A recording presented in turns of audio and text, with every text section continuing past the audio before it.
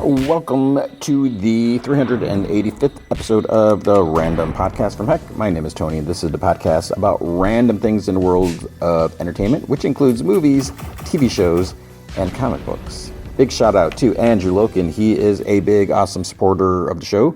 You can be a supporter by going to patreon.com/gmanfromheck. Any amount you can commit to will be awesome. If you commit at the Rick Jones tier or higher, you get access to the secret podcast from Heck, which is an additional 30 minutes of podcast entertainment every single week. I've been looking at some Amazing Spider-Man from 1967. I've been wanting to just go back and read the John Romita Sr. era, the John Romita Sr. and Stan Lee. I do some off my minds. I'm trying to do those more often, just random comic book topics, just different whatever goofy ideas. Before I was doing, I did a bunch of what ifs. I may come back to what if after a while. We'll see. But if you can't commit to a monthly commitment, you can also help out by going to coffee.com/gmanfromheck, and you can buy me a virtual cup of coffee or 3. And that's ko-fi.com/gmanfromheck. Is that right? And there's episodes of like the Off My Mind, the bonus podcast that you can purchase on Patreon if you're looking. And I have them set as the same price as a coffee. So you actually get something more besides just supporting. So anything, again, you can do will be helpful. So this week, I kind of debated back and forth. So last week, I think I mentioned that I was maybe going to see Den of Thieves 2. But then I was like, I don't know if I really want to see that because I'm vaguely remember the first movie. I think I have. It wasn't like overly memorable. I mean, it was fine. It wasn't like for me. I'm not trying to say it wasn't a good movie or anything like that. But it was fine. And then when I heard they're making a sequel, I'm like, all right. I mean, I am interested in seeing it, but I was like, I don't know. And this is like the money aspect because I do pour a lot of money into, but I do spend a lot of money on the podcast and everything with hosting and all that and just going to the movie every single week. So I was like, I don't know if I want to spend $15 to see this movie. I don't know if I need to. I don't even know. I haven't even looked up like what the Rotten Tomato score is. Like, I don't know if it's something that, people are interested in hearing about. Because, I've been also kind of thinking sometimes with some of these, because there's something else, which I'll get to in just a second, where it's like, okay, if I talk about this movie, like sometimes some of the movies, it's like, what is there really to say about it? It's like, oh, this is, like with Complete Unknown, the Timothée Chalamet, Bob Dylan movie, which I still want to see that. I just don't feel like that there's much I can say about it versus like it was a cool movie, it was a great story. I mean, what am I going to like talk about like sound or clothing design or there's different things, but it's just not what I normally do. And I don't know. So I didn't go see Den of Thieves 2, and because then I saw there's a movie called Birdeater listed as coming out, and then. And I got an email from a PR person, like here's a trailer, check this out and everything. So I was like, oh, okay, like that. And actually, I'm going to be completely honest, I got a link to a screener. So I'm like, that's even better because then, I can check it out and, I don't have to worry about, going to theater and blah, blah, blah, all that stuff like that. So I went with that.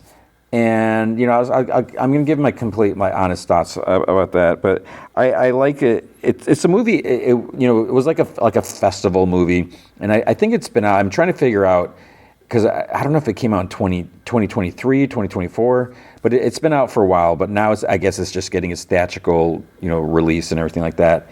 So you can hear about that. But then, and this is the weird thing because. Where I look at, I have a list, like a kind of like a calendar that I look at, like where the movies are coming out. But then my theater all of a sudden had showings listed for The Last Showgirl. So that's a Pamela Anderson. I think Jamie Lee Curtis. I know Kieran Shipka's in it. And I've been hearing that it's just supposed to be like a really good movie. Like it's getting a lot of like good buzz. And I was like, Oh, okay. So backing up for just a second is Den of Thieves 2, Pantera. It's at a 62% from critics, and this is still early, 80% by verified audience. Okay, so, that's just, okay. Last Showgirl, Oh, Dave Bautista's in this too. It's at a 79%. So 62% Den of Thieves, 79% critics, and 74% audience. And I think one thing I saw it is like, it's a really good movie, but then I think like Jamie Lee Curtis kind of like steals the show a little bit, or kind of pulls away from. I don't know. So I was debating about seeing that too, but then I'm looking. It's like the movie's an hour and a half. Actually, I think it's wait. Is this an hour and 29? I thought it was an hour and 34 minutes, but it might be an hour and 29 minutes. My kind of thing is like this 90 minutes, and that was like used to be what movies were back in the day, but now it's almost like movies are like 2 hours plus. Like that's like the average, and so I always kind of gauge like if the movie is less than an hour and a half. There's some questionable things, not necessarily, but it's a silly thing. But I kind of look at that like, why is this so short? Maybe that's all it needs to tell the story. And then also the thing is, when I was going to go on Thursday, I ended up having, I knew I had a meeting scheduled after school because I'm on the facilities committee, which I think is really fascinating, like all the stuff that's happening at school that needs to be done, and just a way for me, because since I'm locked in, or not, I'm like in my classroom pretty much the whole time. I don't really get out, and so it's a really cool way for me to realize like what is actually happening on our campus and sort of like community and like that, just to and also give my little say on different things, the little tiny things. So that ended up being longer than I thought. And I was just also so tired. I was like trying to watch Silo Thursday night, and I was literally like struggling to stay awake. I ended up not watching it all Thursday night, which I was like, okay, cool. Because I watched, this is the longest intro. I watched Birdeater earlier in the week because I had the screener, and I was like, I can watch Silo, I can read comic. Nope, didn't happen. So we're just gonna go with Birdeater and go with that. And now with Birdeater, now my trepidation right now, my fear is it's not really a big brand name, or like there's no big names in it. And I don't even know if people have actually heard this or not. Maybe you have. I mean, maybe depending on how in tune you are with festival movies and stuff like that. So my fear is, because I don't have a big, and I don't know if some people listen to the podcast depending on the movie. I know there's a lot of you, and I appreciate you, that are most likely listening consistently, because there's a steady number in the downloads or the streams or whatever you want to call it.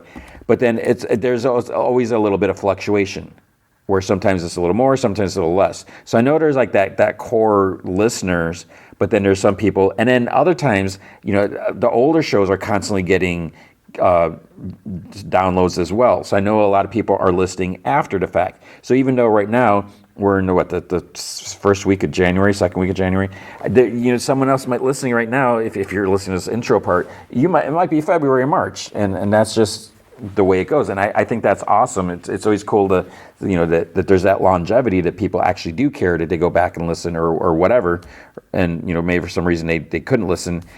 So we have all that, and one of the things that I've kind of strangely noticed, where I'm just sharing like my observations, because I'm so like data driven and all that, is sometimes it feels like, so while I'm a little concerned that there's not a big blockbuster movie to headline this week's episode, sometimes the kind of less, the slightly more obscure movies tend to do a little better. Like I thought Deadpool and Wolverine would be like a big, draw, would be like a big episode. It did well. It may have done a little better than like the average, but it wasn't like as huge as I thought. I thought there was gonna be like a bigger bump there, but then maybe everyone went and saw it, or no one really, you really need to hear it. I don't know. But then I always remember, I was always like surprised by the Marsh King's daughter. So that was what's that guy, Ben King, is that his name? And Daisy Ridley. I hadn't even heard that movie like until like a few, like the week before, barely the week before. And I was like, there's nothing else coming out. I was like, oh, Daisy Ridley, she's cool. And I saw the movie and I liked it. And that episode for some reason did really well. And I could never really figure out like why there was something else also. I don't know if it was The Watchers, which is not really, totally a small movie, but there was something else that was like not as big, glitzy, glamorous, and so I don't know. And maybe I misjudge some of the audience, where maybe you don't want the big Hollywood, tent-pole CGI movies. Who knows? So we're gonna go with that. I kind of wish I did go and see The Last Showgirl, because I do want to see it, but maybe Birdeater will be enough, I hope, because there's definitely some cool things that I want to talk about that movie. All right, let's talk about some news. How long was that? Like 10 minutes? So let's start with a rumor, because this is kind of crazy. I don't know. I really don't know what to make about this, and I hate talking about the rumors, but sometimes I feel like, we have to, because there's that potential, and, whatever I think people want to hear about, maybe. But they're talking about World War Hulk movie. Now, this, I feel like this has always been off and on. I don't know if there's any absolute credibility to this, because it always felt like that there's some legal issue where the Hulk could never headline his own movie, because we haven't had one since the Universal one. And so even though I feel like I don't understand how it works, because that was like, how long ago? I mean, that was before was it before Iron Man or after Iron Man, or at the same time? So it was like well in the early days of the MCU, and there, we haven't had a Hulk movie. And my understanding was when these other studios had the rights, like when Fox had the rights, or like Sony has rights, where part of the agreement is they have to make a movie within a certain period of time, or they lose the rights. And maybe that's not the case.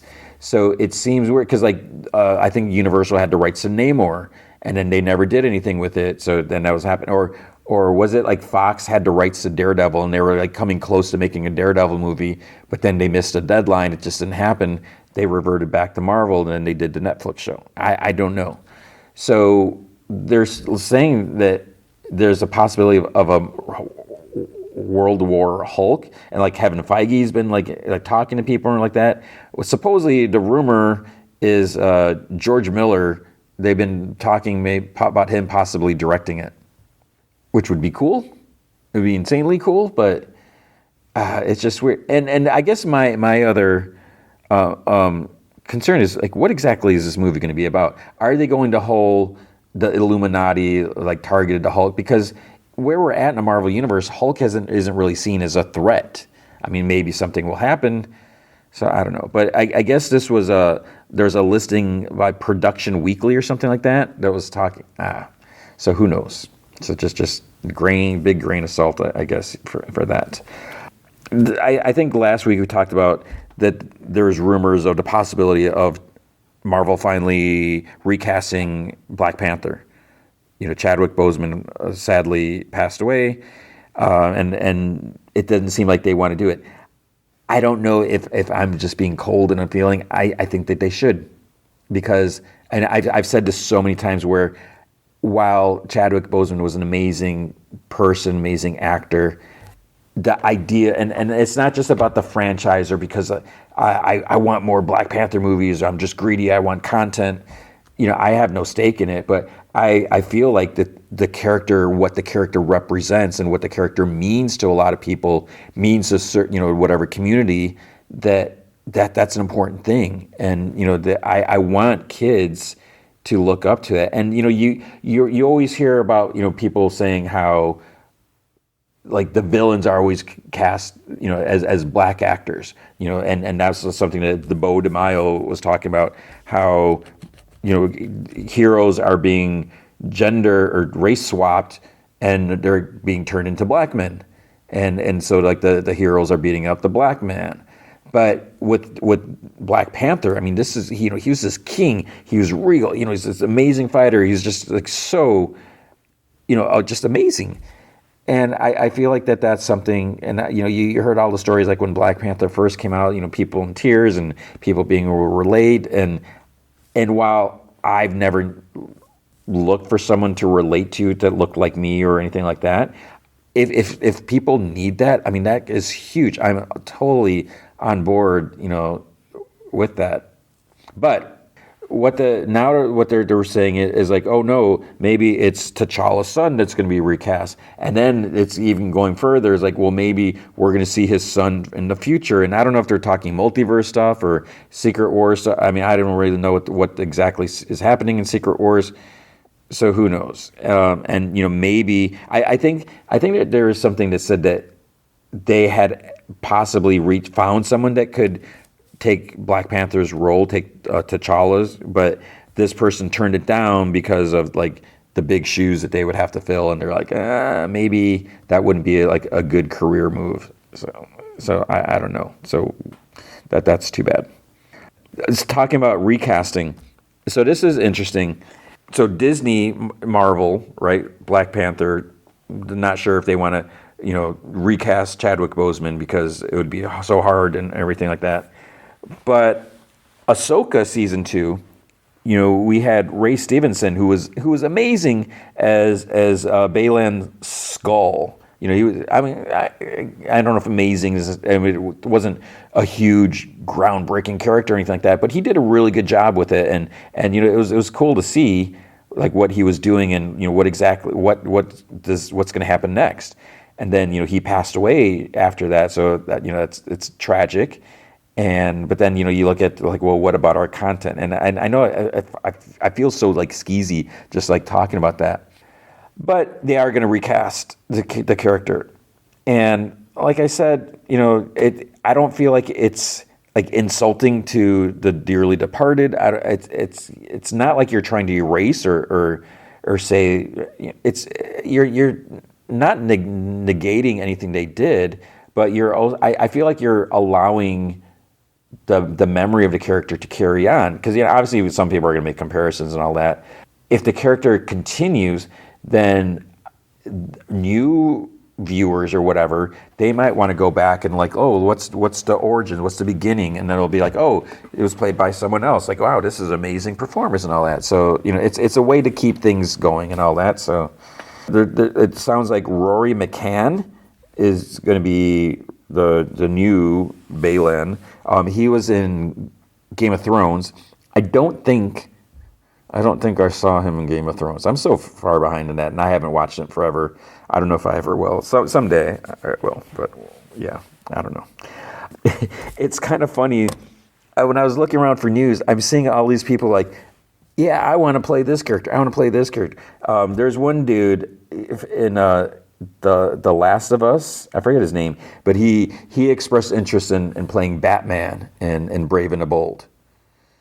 And I don't know if it's something he always wanted to do, but the report was that someone had tagged him in like an Instagram post where they did some sort of like fan art or whatever, Photoshop art with him, and he's like, I approve or whatever. And then there was someone else, I don't even remember, I don't even think I even looked at the name, but someone else was like, yeah, I want to play Plastic Man. And so like what is this where people are just like, I want to do this, and they throw their name out. Wicked's Cynthia, what's her name? Rizzo? I forget her name. And she was great. I have some little gripes with some interviews I've seen with her, just the way she's come across, and it could be maybe I haven't seen the whole interview, or who knows if it was a bad day. But there's some things like oh man. But she was amazing in the movie. I mean, I totally 100%. She was so good in that. But she said she wants to play Storm. So it's like all these people are like, I want to do this. I want to do this. And again, maybe it's a way to let a casting director know, like, oh, someone's interested. Maybe we should call them in for a meeting and see how that goes. I don't know. It seems weird that you would do that. But then what she said, she's like, I know it sounds frivolous, but I think we haven't uncovered how grand she is and all of the inner turmoil that she has. So I'm trying to think about it. It's like, okay, maybe she actually knows stuff about Storm, maybe, possibly. Okay, that's cool. But then I'm thinking, do I not know about Storm? I thought I knew about Storm. I've read probably like 98% of all Storm published comics. I'm sure there's some stuff I've missed. But inner turmoil? What kind of inner turmoil does she have? Is it the fact that she was seen as a goddess and then she just went back? And I mean, to me, that was always the same thing, where she's like worshipped as a goddess, and then she went to go to New York, put on a costume, and hang around in a mansion and wait for some, battle against something. Is there turmoil? I just don't know what kind of turmoil she has. So, yeah, she wants to play Storm. John Bernthal, rumor is maybe Punisher is getting a Disney Plus series. I mean, it makes sense. Why not? Punisher, I haven't watched the Netflix. I've just watched it the one time it was out, and it was fine. I don't love the Punisher. It's hard to want to support the Punisher because, again, the idea is he's just going out executing bad guys, which, in some cases, if someone's like a total, complete, utter scumbag, good riddance. You reap what you sow type of thing. But I don't know. I mean, because what about the justice system? What is that? I don't know. So we'll have to see what he does in Daredevil. Like, what's his role and where is he at? Because what's the story going to be? That's my thing. Is it going to be compelling enough that we'd want to see it again? And I was like, because there's so many characters that I would like to see, and I feel like we're kind of limited, especially since Disney or Marvel or whatever, they've kind of scaled back like how much production they're doing. So.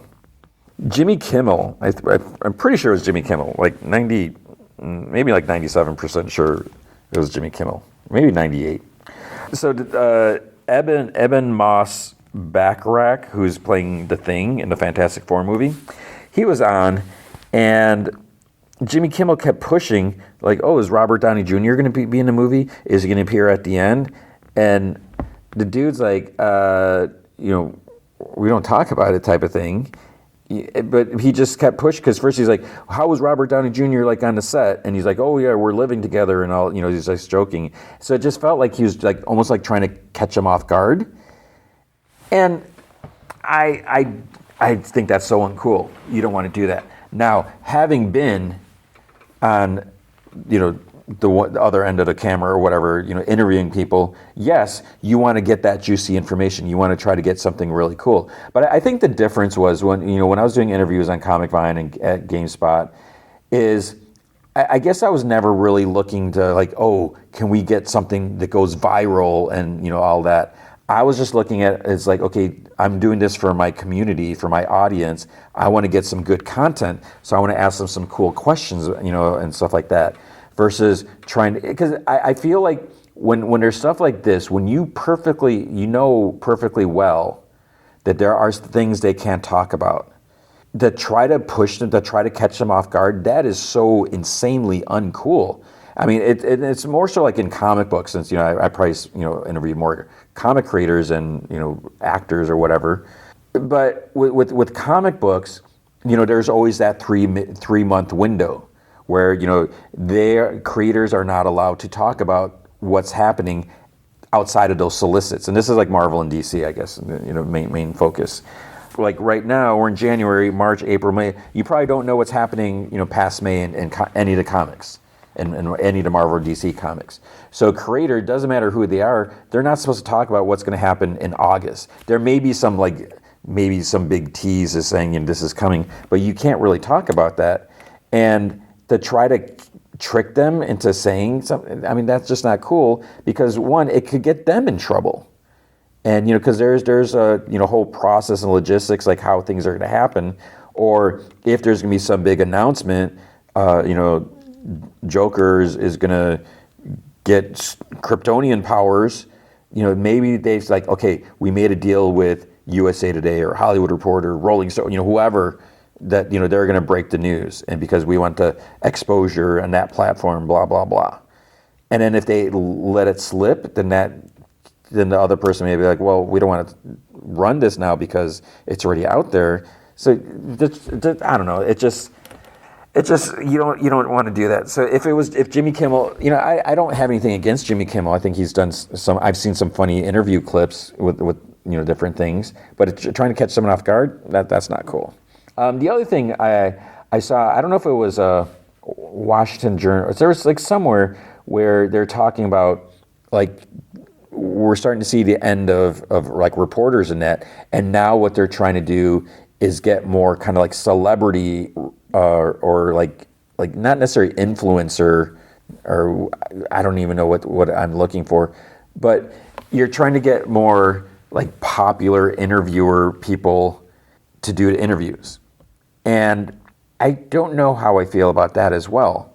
Now, when we were doing stuff, at Comic Vine, or even like, Giant Bomb or whatever, we were kind of running. I feel like our audience, like with Comic Vine, people that the hardcore audience, they cared what I had to say or what Matt had to say or what and they came for us. Where I think sometimes when people talk about like some of the other like comic outlets or whatever, I don't know if they necessarily knew any of the personalities there. There's a couple other sites that were, there were some people that were well known in that. But I think it really comes down to is the person needs to be knowledgeable.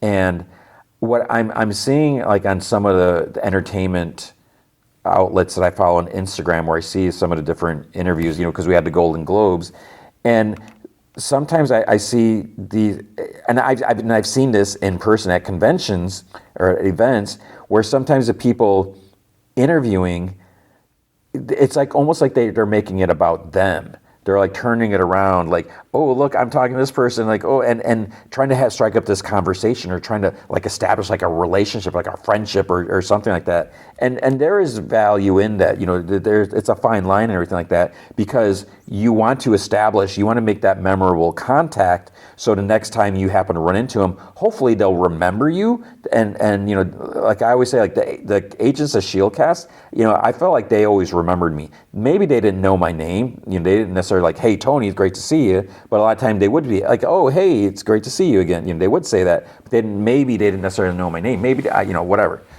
And when you have that, when there's that recognition, then yeah, that does kind of change the vibe a little bit. They are a little more relaxed. They're less like automatic and just blah blah blah going through. This is the piece or this is the information we need to share, and then it becomes something a little different.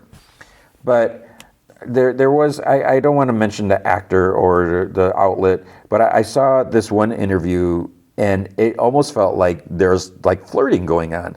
And whether the actor, I feel like the actor in question it was like kind of one of those like, oh, I'm a loser, I'm down on myself and I can't believe I won type of thing.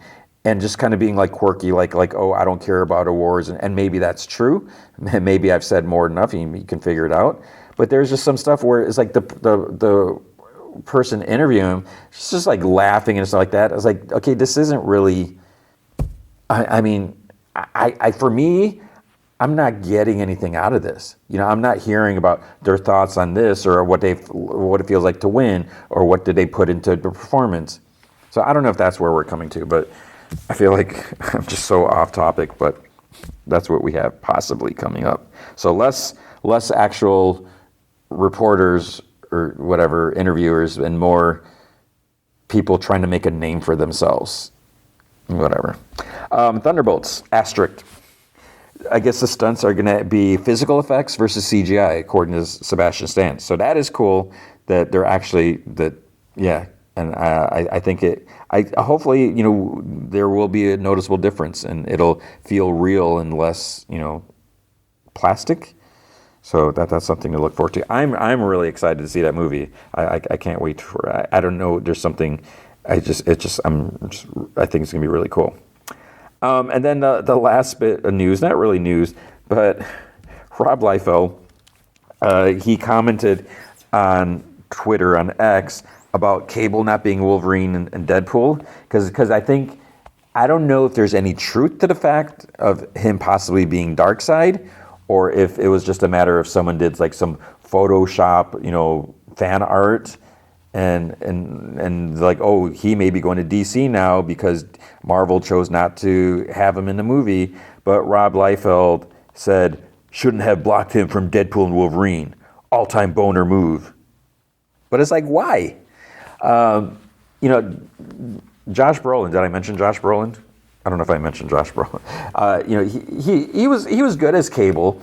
I don't know if I 100% loved him as Cable. Rob Liefeld did, and that says something because Rob Liefeld, it's his baby, one of his babies or whatever. But then I'm trying to think like, it was a little weird that Cable wasn't in Deadpool and Wolverine. But then if you look at the movie and you think about it, where would he have fit in there? Would he have just a tiny little role? If he had a bigger role, then that kind of takes it, because then it would be Deadpool versus Deadpool and Wolverine. Deadpool and Wolverine and Cable. Because, and I feel like it also would take the spotlight away from the other heroes that we saw, the other like forgotten heroes or whatever you want to call them. Because Cable shouldn't be with them necessarily because we just saw him. So I don't know. I feel like it's kind of, and aside from the fact that, Cable and Thanos is the same, actor. So I don't know. But yeah, Rob Liefeld said it was a all-time boner move. So there you go. And there you go with the news. That is the news for this week. Okay, so with comic books this week, guess what? I did not read everything as much as I would have wanted to. I blame that Thursday, that just being so tired. And, there's just some nights I can't sleep at night. I'm getting, like, sometimes I'll get like 4 or 5 hours of sleep. And and then, teaching all day and, boo-hoo, poor Tony. But with comics at Image, I'm not even going to look. There's some stuff at Dark Horse. There's a Mark Miller stuff that I missed out because I totally missed it that he moved his books to Dark Horse and not from Image. And I know I can just go back and read those, but it's just hard to catch up when I can barely keep up with the regular stuff. So there is The Prodigy, which I do want to read that series because I read the first issue. So somehow I knew, and then I just totally forgot. So we got that Prodigy series. I think the last issue came out this week, maybe. And then there's a Nemesis issue. So I do need to get caught up on those two. At Image, we had Geiger number 10. I feel like we just had Geiger, which is crazy. This is such. I just enjoy this book. We get to see some more flashback stuff, and Geiger. There's something going on with him. He's. I think we have a little reason to be concerned. So we'll have to see. And then, I mentioned what Junkyard Joe. He pops up, and I think that's cool. Seeing the different Jeff Johns characters meeting up because he's made it clear that this is all like a shared universe thing because we see the timeline. There was some sweet. It starts off. It's like I think it said like 5 years from now or 5 years.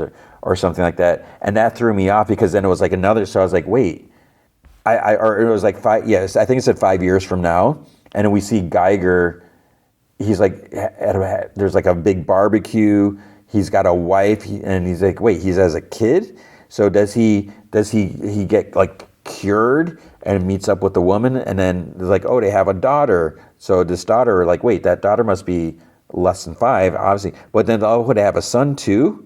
Is that son? That son looks a little older than 5 years old. And then I realized, like, oh, this was before all this stuff happened, but it's taking place 5 years from now. So, like, maybe this happens like 2030. I don't know if they've ever locked in. I don't remember if there's the specific date's been locked in. So that threw me off because then it's like 5 years from now, then it's like 30 years from now or something else after that. But yeah, so I really dig this series, so you should be checking it out. Kaya 24, I did not get around to reading this. I wanted to. I'm just been digging this. I feel like there's been a little bit of a break between story arcs or whatever. So I need to check that out. There was a Radiant Black, the story so far. I'm really curious. That could be, that's cool that they're doing that because in case you miss some issues or something like that. I'm trying to remember if I read the last issue because I know there was like stuff like around Comic-Con, and I don't know if it's been, when was it the last issue, but you can check that out to see what's going on. Transformers 16. My buddy's gonna not be happy because he loves this book. He loves it so much. I didn't read it. I was actually going to read it like early, and then I didn't get around to reading it. And then the other thing I didn't get around to reading is What's the Furthest Place from Here, number 21. I really dig this series. I really liked it in the beginning. And then I was like, is this series like almost over? Because it kind of felt like things were, okay, where's it going to go after this, whatever. But now it's still going. So I'm like, we'll have to see. At Marvel, there was a all-new Venom number 2. So I really liked the first issue. I didn't like the second issue as much. I guess we'll have to see. One of the things that I find fun about this is that we don't know who Venom is, and it kind of reminds me, and whether I would think that this is the inspiration. Maybe it's just coincidental, but I kind of feel like it's going back to like the Who is a Hobgoblin days, where there's all these hints. Is it Lance Bannon? Is it Ned Leeds? Is it J. Jonah Jameson? It's like there's all these little hints being dropped as to who the Hobgoblin might be. And it's like, no, it can't be J. Jonah Jameson. But wait, why is he going to the gym so much? Why is he carrying that gym bag around? What's in there? Could there be a Hobgoblin costume? And so I just, it was a lot of fun reading those issues, and I loved it. With all new Venom, the suspects are Luke Cage, the mayor, and all this happened. There's like a trial for what's her name, Whitney Frost, for Madame Mask, and she's a suspect because as stuff was going down, like none of these people were around. They all kind of like disappeared or something. So Luke Cage, he was like just at the trial, we're watching. Madame Mask, Rick Jones, because he was there, I guess, blogging or whatever, and Joe Robertson. So these are our 4 main suspects. So as we read these, so I wonder, I mean, I don't know, is it 100%, has it been stated that this new Venom is one of these characters? And as we look at it, I'm trying to look at when we see Venom in action, the way they handle things and the things that are being said. So I'm kind of ruling out Joe Robertson because he doesn't have any superhero experience and stuff like that. Luke Cage would be weird as being Venom, because I feel like why would he like keep it a secret? Because he doesn't even have a secret identity. But there could be reasons. Madame Mask, they're doing some. I think there's some like heroic things happening, and I don't know if she would do that. So it seems like the prime suspect for me would be Rick Jones. He has he's been a sidekick for a while. He was Bucky with Captain America. He was A-Bomb with the Hulk in that. So I feel like he's done a lot of hero stuff that he's got a taste for it and knows how it works and all that. But then there's different things. I mean, why would he deny it? Again, maybe it's a secret identity thing, but we'll have to see. And then the other thing that we have going on, which at first I'm like, ugh, but we have Dylan Brock, where he's like, because I didn't read all of those Venom stuff, so I don't even know like what's going on. But he doesn't have the Venom suit, and he's trying to get it back, or wants know what's going on, who is it, and everything. But apparently he's living with Mary Jane and Paul. So I know Mary Jane, Jackpot, was involved in the Venom story, so she must have met him or whatever, and then she must have agreed, like, hey, this is Eddie Brock's kid, even though he terrorized me before when he was Venom, but she agreed to take him in. And Dylan is being such a little jerk, and but the only redeeming thing about it is he's being this major jerk to Paul. And as you know, we all hate Paul and his little man bun. No offense if you have a man bun, but Paul is just the worst. And Dylan's being such a jerk. He's being so ungrateful because like Paul's like, oh, hey, I made you some food, and he's like, oh, I'm not really hungry. It's like, come on, man, I spent all this time making this couscous and whatever, and then he's like, Mary Jane, I can't believe it. It's just like, shut up, dude. Yeah, so well, I don't know what's going to happen in this comic. We had Amazing Spider-Man 65. 8 deaths of Spider-Man. Let's get going. How many deaths? When is this going to be over? What I keep saying is that Spider-Man using magic. I find that kind of interesting because it's something different. So it's not the same old. Spider-Man fighting Kingpin, Spider-Man fighting Electro, and stuff that we've seen so many times. Spider-Man has so many different villains in his rogue galleries, but we've seen all these battles so many times. So fighting using magic is something different and cool. But yeah, it's just like, come on. And in this issue, the way the battle is he's being shown these like horrible truths. like these are things going to happen, like Aunt May is going to die, and he's kind of like, okay, yeah, I'm aware this is going to happen, and a lot of the stuff that I think he's already thought about, and he realizes that the potential is there. So yeah, we'll see. Daredevil Unleash Hell, #1. So this is a red band. So I think it's kind of cool, explicit content, that they're doing like a more adult comic in this. So this is by Erica Schultz. I'm trying to remember if she wrote the last Elektra Daredevil comic or not, but she's a good writer. I think the way you look at it is with doing violent content, and I maybe wouldn't have said this years back, but I think there's something to be said where why not do some adult, if R-rated movies can do so well, if Daredevil and Wolverine rated R can be a huge blockbuster, then obviously there are people over 17 that want to consume this content. And if we're looking, I always say, is like, who is reading comics these days? Who can afford to read comics these days? They are very pricey, very expensive. So it's not little kids that are reading. So if we have more adults that are reading, adults with an actual job that can afford comics, that means they are well over 18. So it's possible we could do some adult content, some bloody, gory, whatever stuff, and that'll be fine. At the same time, I don't feel it's absolutely necessary, like needed, but why not? Every once in a while, if you're gonna have something like that, let's crank it up a little bit, or maybe mix it up. Do a red band series and a regular one, so we can have, just in case there are still some younger readers, and maybe they shouldn't be seeing that much and whatever. So I don't know. This first issue, we have that Muse character. I'm on the fence with how this character. I think Muse might be in the Daredevil show coming up. I could be wrong, but Muse is kind of like in hell or something like that. So I guess he's dead, and something happens. This kind of like rift to hell opens up, and this girl gets pulled in, and Muse is trying to use her, and so I don't know about that. But then, speaking of magic and stuff, we have Magic, #1. So I don't know what it is about Ilyana Rasputin. I really like the character. So this was written by Ashley Allen, German Preola. I can't read that. My eyes I'm going like cross-eyed now. Does the art. So with this, I feel like there's something cool about Ilyana.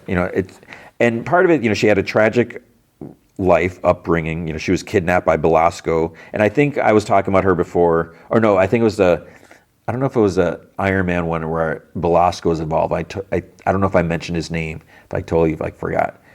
So she was raised in limbo in hell, and I like the fact that she's just so incredibly tough. But I think I kind of feel bad because she hasn't really had a chance for happiness, and I don't know if she would know what to do with that. I don't know if she necessarily wants that, but I just think she's just a really fascinating character. And so when I saw, I was like, oh, a miniseries, that's cool. I'm down for that. And then we got the J. Scott Campbell cover, which is okay, good. Let's draw more attention to this. And so she goes off on this mission, and she's talking about how she's no longer ruling Limbo. I don't know who is ruling Limbo now, because it's not Madeline Pryor. Is it Sim? Did he take it over? But she's still using Limbo to teleport, pass through. And what we're seeing here is the Dark Child essence of herself is like kind of fighting, like, you need to let me go, you need to give in. And so I think that's kind of interesting. And the fact that she's resisting that, kind of makes it like, maybe something bad potentially could be happening here. So I'm enjoying that one. We see some new characters. So yeah, we'll have to see where that's going to go. I did not read What If Mickey and his friends became the Fantastic Four. I think that this could be a fun, goofy comic, and I do want to check it out. But I just because of time. Namor, I'm not reading that. New Champions. Yeah, I didn't love this series, and this is a book or just series, this issue. I feel like this is a comic that maybe it's not meant for me, and that is totally fine. So we saw these characters in recent Spider-Woman. So they were these kids. They were like kidnapped by Hydra, and they're kind of brainwashed. And they've kind of taken on like the sidekick guys of different heroes, which is weird because we have Moon Squire instead of Moon Knight. We have this guy with like a Cadet Marvel instead of Captain Marvel because he's got like the Ms. Marvel like zap thing. And then there's some other character, and so they've been freed from their brainwashing, and now I guess they decided to call themselves the new champions, which seems weird because there's kind of a legacy with that name, and none of them have any connection to that, so that's just kind of weird. So I don't know how I feel about this. And then there's one character, I think her name's Rune, where she's trying to figure out like what is her past, because when the kids broke free of their brainwashing, and they're like, oh, I have parents or I have this, whatever, and Rune discovered that she has no parents, and so she wants to know, well, what happened to him and that. And then we're going to start to see some other characters, because like if you look at the credit page, I don't know if that was like out in a preview, you're seeing that there's a lot more characters than the regular, the 4 kids. So one character, I guess I'll mention it. I don't know if it's a spoiler, but again, it's on the credits page. So like Spider-Boy is there. So is Spider-Boy going to be in this book? And then there's like this kid Juggernaut character on there. It's like, wait, who's that? And then I don't know if this is a spoiler or not. I don't know if I think they're in. I can't tell if they're in Image, but there might be another kid fighter from the current Spider-Boy, where Daredevil and Spider-Boy are in Madripoor fighting. So if you're gonna have all these kids, then maybe this book is meant for kids, for younger readers. But then, as I always say, I don't think kids are reading these comics because they're so expensive. It doesn't mean we shouldn't have books with kids. So I don't know, because I go back and forth with Spider-Boy, where I love the design of Spider-Boy. I'm interested in the character, but sometimes I'm like, okay, this is like this 10-year-old kid. I can't relate to 10-year-old kids, and I don't know if I really want to read about a 10-year-old kid. So I don't know, but we'll see. I mean, I'll check out the next issue and see where it goes, but yeah, I don't know if maybe it's just not for me, so that's fine. NYX. So I'm always on the fence with this. I didn't get around to reading this issue. We have Sync versus Prodigy, a battle to the death. I will definitely read this, but I just I normally read the Marvel comics in alphabetical order. I started at the beginning. I read All New Venom and Amazing Spider-Man. Then I kind of went. I think I went to Uncanny X-Men and then kind of jumped around a little bit. So I missed some of the stuff in the middle. I don't read Sentinels. Then there's Star Wars Battle at Jakku, Last Stand, so that's one I didn't get to. I'm not reading Ultimate Black Panther because I don't understand who's this character that kind of looks like Moon Knight that is clearly not Moon Knight. Uncanny X-Men number 8, Raid on Greymalkin, part 4 of 4. This was weird, just the fact that we had this crossover. And, it in some ways, I was like, yeah, it's like old school X-Men comics where, they did that. I think part of it is because it was 4 parts and it's like over so quickly because it was in 2 books. But it was also weird because like from part 1 to part 2, there's almost some like overlap. So we saw some stuff twice, which felt unnecessary because it's taking up pages. And then we have like Rogue is just being so vicious towards Cyclops, just like rude, like straight up rude and disrespectful. And Cyclops can be a jerk, and maybe you don't necessarily agree with the way he does things, but it's just like utter disrespect. But then maybe like, oh, they're being manipulated by someone because they're at the old Xavier school, which is now a prison for mutants, which is crazy. They're trying to get, because like Jubilee and Beast and I think one of the other Calico, I forget her name, some other kid from Rogue and Wolverine and Gambit's team was taken. So they're fighting each other, and then they're like, oh, we're being manipulated to have like our anger stuff come out. I was like, okay, that makes sense. And then there's this the lady, whatever, that's in charge of the prison. I forget her name because I can't stand her, but she brings out like her weapon, who's not Xavier, but someone like on par with Xavier. So it's like, can they beat this person? What does this mean? What about Professor X? Because he's supposed to be there. Are they going to free him? Should they leave him? And there's some disagreement over that. So it was good. And that was like the last issue. What if, I wish I read this, I didn't get to this. What if Galactus transformed Gambit? I'm sure this is going to be like silly, just the way that the Hulk was, but I'm really curious to see like what they would do with this. And yeah, so I will, if the next What If comes out next week, I'll try to read this before and try to remember to talk about it. Then there's a Wolverine #5. I did not read this. The Call of the Adamantine. I know Marvel put out a press release about the Adamantine, some new villain. It's like, what? Come on. So yeah, I didn't read that. And then at DC, there wasn't a whole lot.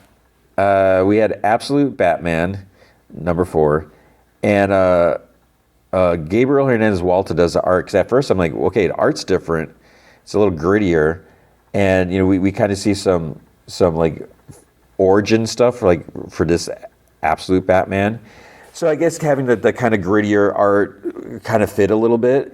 It was an okay issue. It's like the main thing was supposed to be like, why does Batman have the big? I thought it was why he has a big Batman emblem, and I guess it kind of does.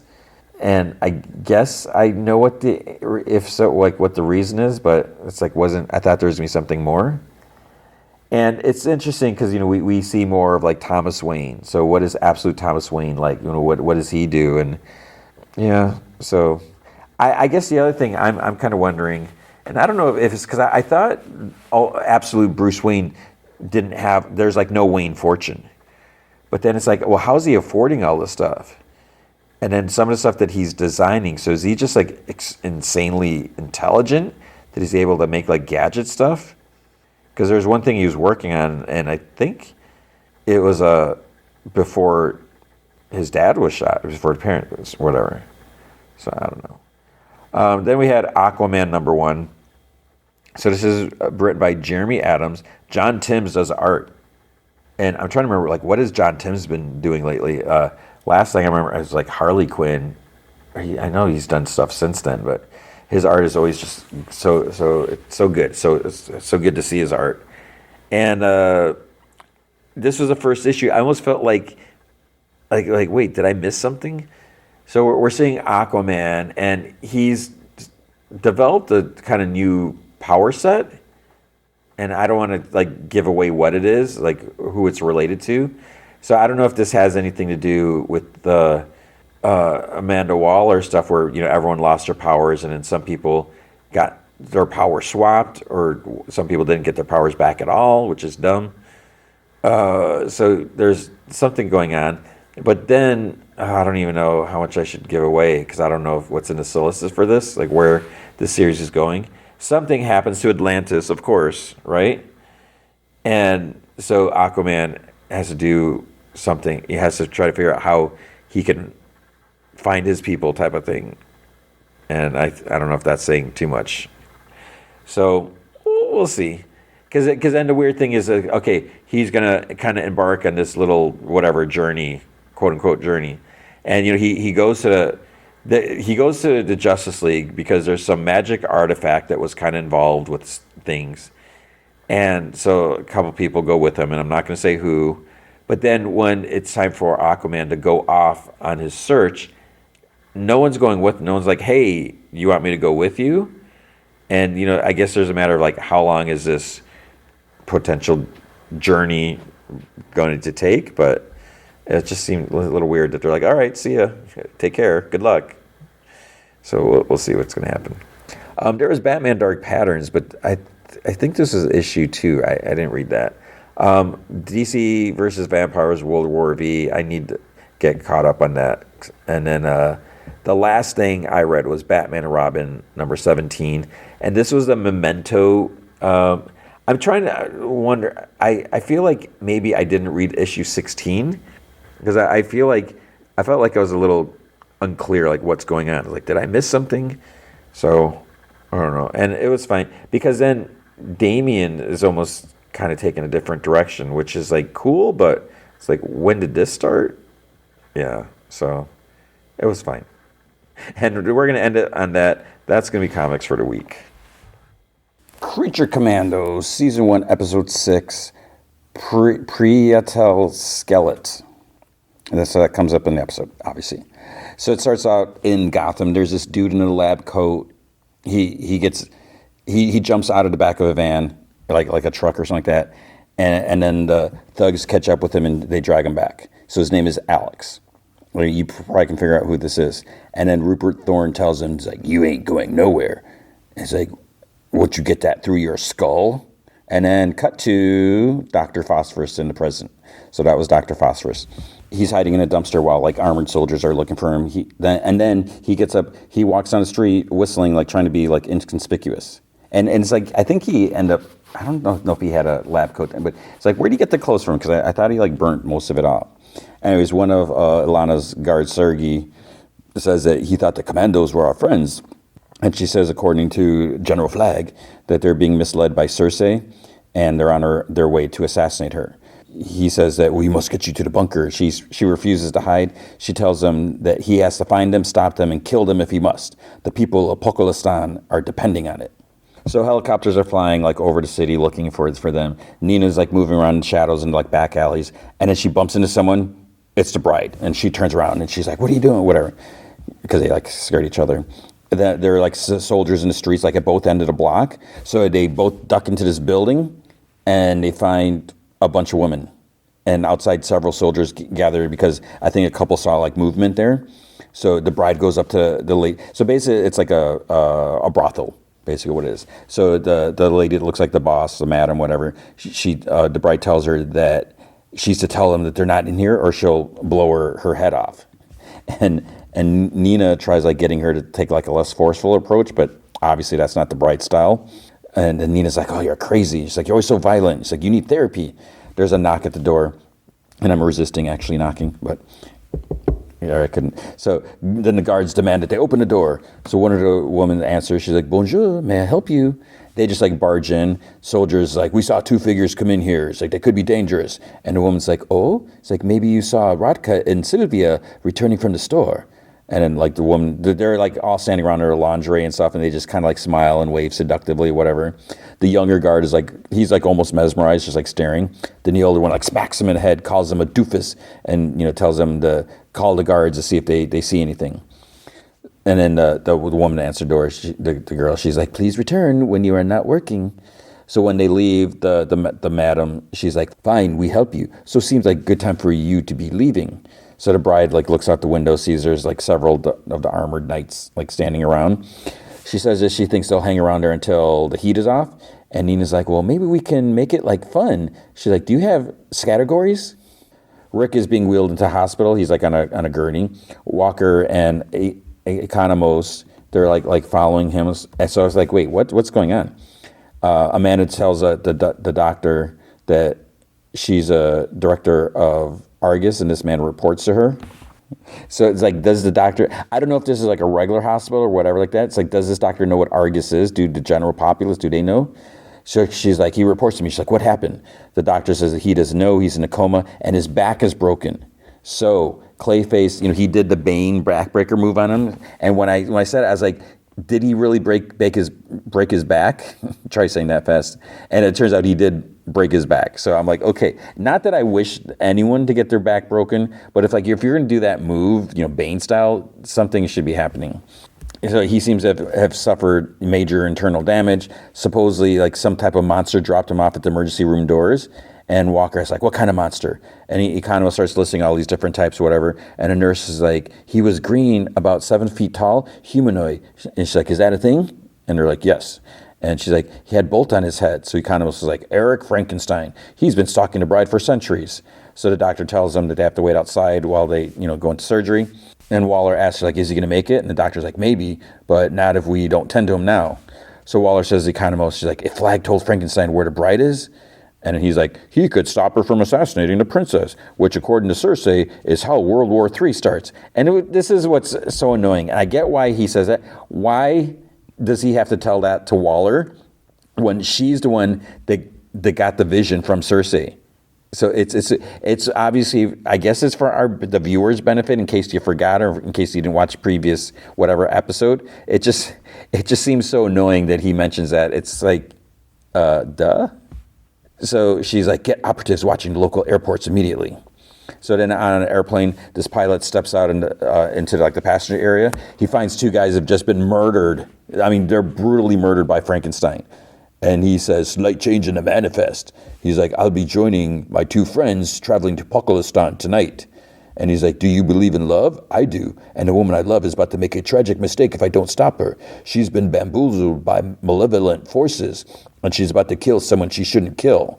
But I guess it's okay that he just killed these two, I'm assuming they're innocent dudes. They're just two businessmen. And so he just, again, one guy's head is like just smashed, and the other guy's like sitting at a table, like, because it's like a private jet, whatever. He just killed him. So, and then he's like, yikes, right? But here's a twist. Once I save her from making this tragic error, I'm pretty sure she won't be able to deny how she and I are meant to be together. So why don't you do what you were born to do, to play your small role in this romantic adventure and turn the fudge around and fly? So the guy goes back. I'm assuming even though he's an older dude, he goes as he walks in, he goes to the right side, which isn't that usually the co-pilot seat? Not that it matters, but he goes there. And then the other dude, which I'm assuming is a pilot, but I could be totally wrong, because what do I know? He's like, everything good? And then the guy just gulps. He's like, everything's good. And then we see the plane takes off. Weasel's running through the woods, and then there's like a couple growling wolves around there, because you see like some eyes like blink like open. Suddenly he's surrounded by several of them. Dr. Phosphorus is running through the streets. He's reached like a suburban area. There's like houses and stuff like that. He hides in the bushes and he sneaks into someone's house by like like melting or evaporating the doorknob. Inside the house, there's a picture of like on the wall of like a mom and a tiny kid, like a toddler. So then he gets a flashback where he's tossing a toddler in the air. So this is again before he was changed. And he's wearing a lab coat. He's in the backyard. The kid's like laughing and telling him like, faster. In the present, he picks up a framed picture of this couple dancing. So there's like a family that lives in this house. Then a flashback, a woman named Parvin, which is his wife. She's like, Alex, I don't like it. These people are, and he's like, I don't like them either, Parvin, and she's like, there's no good end to this. And he's like, there is a good end to it, babe. She's like, that's why I'm doing this. I can't continue my research without their funding. It's like, I love you. You know that. And she's like, that is irrelevant to what we are talking about. He's like, they're not good people, but a nuclear fusion treatment that destroys cancer forever without harming the patient, that's worth dealing with anyone. With a treatment like that, my father might still be alive. Your mother, and she's like, maybe. There is another way? So in the present, he's just staring at the photo. Then a flashback again. Alex is screaming. Parvin is like a bloody smear on the floor. The kid is dead, like on top of her. Alex is on his knees wailing, and Rupert Thorne is standing there behind him with like a couple of goons on each side. And Thorne's like, sorry, but this is the way it has to be. So the thugs grab like his arm like in each side, and they bring him closer to the body, like press his palms into like a puddle of blood. One picks up a knife that was on the floor with like a handkerchief, and he's like, yeah, that's right. Get his prince in there good. So they press the knife into like his hand. He continues wailing. Then they smear his fingers across like Parvin's face, so like there's like blood streak on there from his hand. So then he's in the back of the truck, which we saw earlier, and he looks at the others, and then he opens the back door, he jumps, the driver slams on the brakes. In the present, a little kid came down the stairs and is staring at him. In Pokolisani, she says that she's hungry, and he looks at her, and he repeats the word, I forgot what it was. So he's like, oh, you're probably hungry, because he just figured it out. Meanwhile, Weasel's whimpering as like the surrounding, because he's totally surrounded by like a pack of wolves. They're moving closer, and then he gets on all fours. He starts snarling, and then he like chomps down on the ground, and then the lead wolf is kind of confused, and he picks his head up, and he has a stick in it, and then he stands up on his feet, his back legs, whatever, and he starts waving a stick, and then the wolf actually starts wagging his tail. So then Weasel throws it, the wolf goes it and brings it back. And then Weevil waves it around again, and then all the wolves start like playfully chasing him. So it's like, I don't know if it would work that way. Maybe. At the brothel, the ladies' club, whatever, the madam asked Bride if she ever considered this line of work. She's like, a couple of girls. And I forgot the actress's name, but it's the same woman that was, what was her name in The Penguin? She was, she was Clancy Brown's wife. Well, anyways, so she's got that distinctive voice. So she's like, a couple girls like you would be popular. Men are always looking for, how they say, a bit of strange. And then the bride's like, Nina and I have a little more respect for ourselves than that. And the madam's like, you use your body as a weapon to kill people as opposed to a source of pleasure? That is how you respect yourself? And the bride just like, and then, but the madam continues, she's like, your eyes tell stories. You have no respect for yourself, nor for anyone else. The bride just scoffs. She's like, these girls here, they struggle because they want to live. You do everything you can to die. The bride just like grunts angrily. She grabs the boss lady, and then Nina like tells her to stop. But the madam says that she should listen to her friend. And the bride's like, she's not my friend. And then there's like a knock at the door. And then so she's like, it will bring much suspicion if we do not answer that door. And she's like, your choice. So bride grunts. Then the one girl from before, she opens the door. There's two local drunk dudes. They push their way inside. They're like, the Craig brothers returned or something like that. So they take her upstairs to party. And the bride like scoffs again. She's like, what a wonderful life worth struggling for. Weasels continue running around with the wolves. They're just playing around. Phosphorus sitting at the table with the little girl. She's like chomping on some food, probably like a bowl of cereal or something like that. And then he gets a flashback. He's in the lab. He's crying. Rupert, like, he's looking at this big like device, this machine thing that whatever Phosphorus Alex was working on. He's like, this is where the magic happens, huh? And there's this one thug like kind of looking through a file cabinet, tossing files out. And Alex, Phosphorus, she's like, why are you doing this? And he's like, you knew the deal, Alex. We'd fund your experiments on nuclear fusion so you can make cancer go bye-bye. But we would get the results of those experiments to share with our friends overseas. He's like, yes, Bialya, fascist regime. I try not to be so judgmental. It's business. And Alex is like, I did what you wanted. I gave you all the results. And he's like, you gave me. And he grabs him by the back of the head. You gave me BS. You think these Bialan scientists can't see through your made-up stats and research? Now it is my butt on the line, you crump. And then the thug looking at the files interrupts him. He says, this looks like it might be the real thing. And then Alex like, my wife, she came from a country with an oppressive regime. She was sensitive about giving nuclear secrets to another. And he's like, oh, what a prince, right, guys? Throwing his dead wife under the bus. He's like, no, I didn't think anyone would notice. The con man's excuse? And like he kind of like mocks him. I don't think no one would know that I was conning them. So then the thugs, he's like, pack up all the files. He's like, grab the hard drives. And they're like, what about him? And he like struggles, but then they shove him into like the big device, and he's yelling like no, like over and over again. Rupert says, it's the age-old story of the nuclear scientist who goes crazy, murders his family, and then commits suicide by atomizing himself with nuclear energy. And in the present, the little girl's like, skeleton? And he's like, skeleton, yeah, skeleton, that's me. And she's like, Priatel skeleton. And he's like, not sure what that means. I'm not sure either. I don't know if this Pokolistani is a real language. I don't think it is. So I don't know what that means.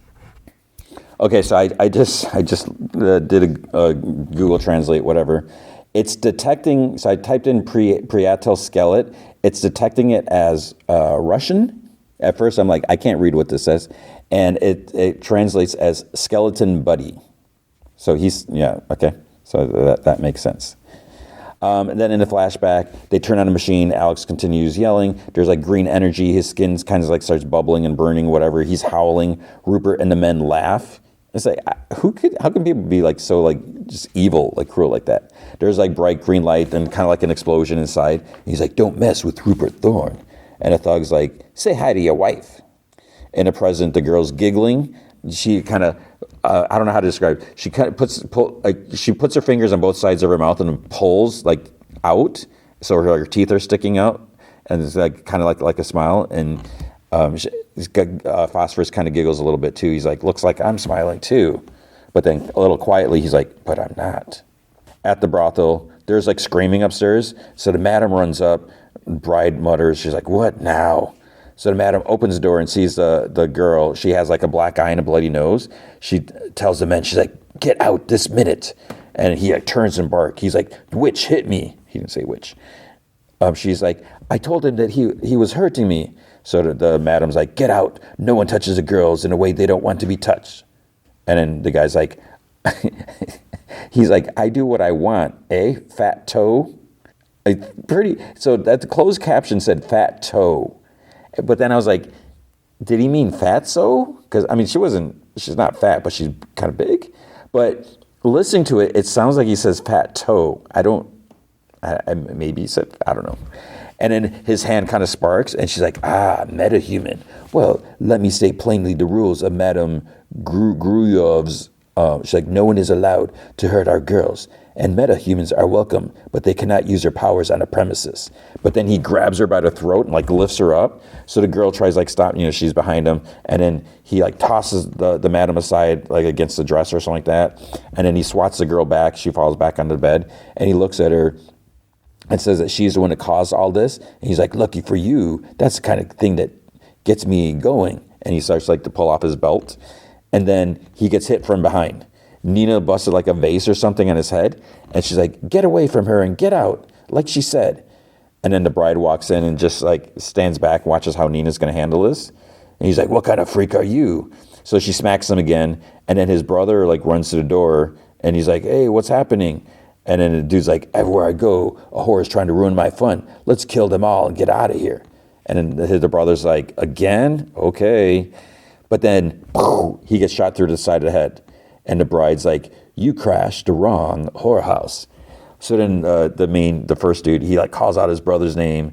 And then he starts like charging up. He slams the bride with like a massive punch. She gets like knocked back. She goes flying through the wall, and like through the hallway. And I think she goes through another wall. And then she like walks back. He goes to hit her again, but she like catches his punch. And then she like slams him like in the face or something like that. And then he picks up some sort of figurines, like some sort of statue or something like that. It's a little kind of sharp. He tries stabbing her in the throat, but the bride catches his arm and then it's like snaps it off, like at the elbow. He's like screaming. He's like wailing. He tries like throwing energy blasts at her, but she just easily dodges. And she slams her fist into his chest, and she pulls out his beating heart. And he's just like kind of sitting there gasping and staring. And she's like, probably not how you expected your day to end. And then she squeezes his heart, and then she just like drops it on his chest. He like gasps, and he gasps his last breath. And then Madam asks Nina, this kind of thing, common occurrence with her? And she's like, sort of. And then she hesitates, yes, sadly. And then they walk out, and the girl says merci to the bride, but she just grunts at her. And then they walk out. Nina calls her a softie, and the bride's like, because I was saving you again. And Nina's like, because you are my friend. And the bride's like, get over yourself, fish. But Nina just chuckles because she does like her. Weasel and the wolves are all sleeping, like all curled up, like around each other. But then he kind of dreams of a little girl who died at the school in the fire or whatever. And then she transforms into Lana, like when she was throwing a bone at him to play fetch. And then he wakes up and he looks at the castle. So he gets up, tiptoes like out, starts like walking towards it. He turns, looks at his new friends because he probably wants to stay. He'll be happy with them. But then he goes back to walking towards the castle. Phosphorus in flashback, because at first I wasn't really sure, he melts his way through the wall. He comes out in the alley. Then there's like a montage scene, of course, with music. Wanderlust King by Gogol Bordello. I guess I'm not cool enough. I never heard of this song, this band before. We see basically Phosphorus is looking for Rupert Thorne. He kills this security gate dude, like at a gated community thing, or like outside his house. Rupert's having dinner with his wife, son, and daughter. And then on the news, Rupert Thorne was found dead today along with his wife and 2 children. So in this continuity, Rupert Thorne is dead, which seems kind of crazy that Dr. Phosphorus is the one that killed him.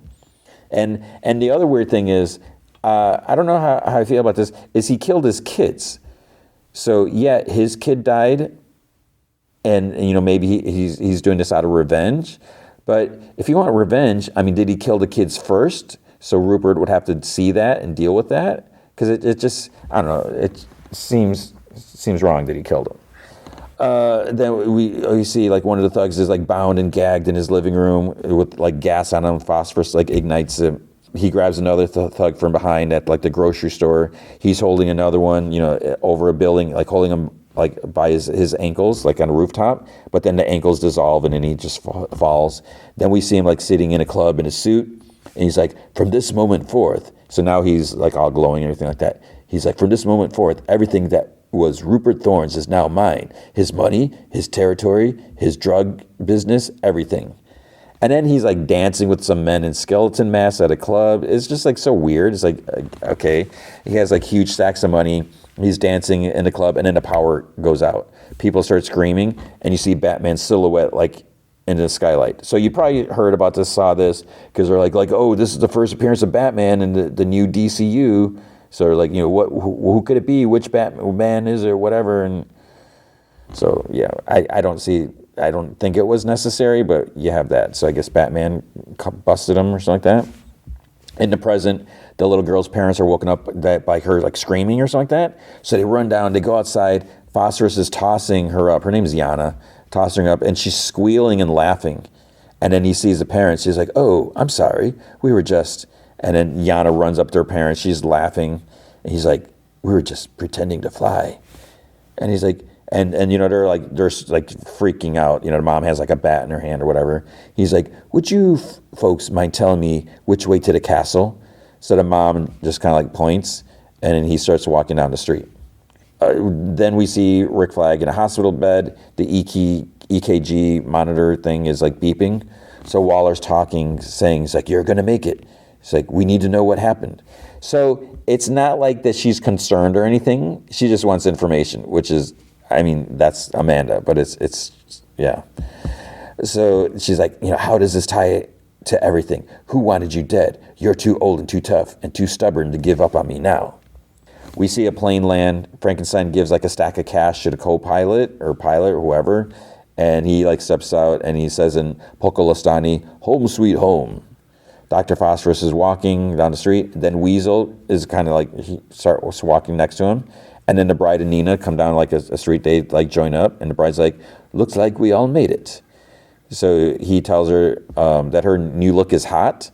It's because she's not wearing a jacket. She kind of has I don't know what you call it, like a sort of like a corset or something like that, whatever.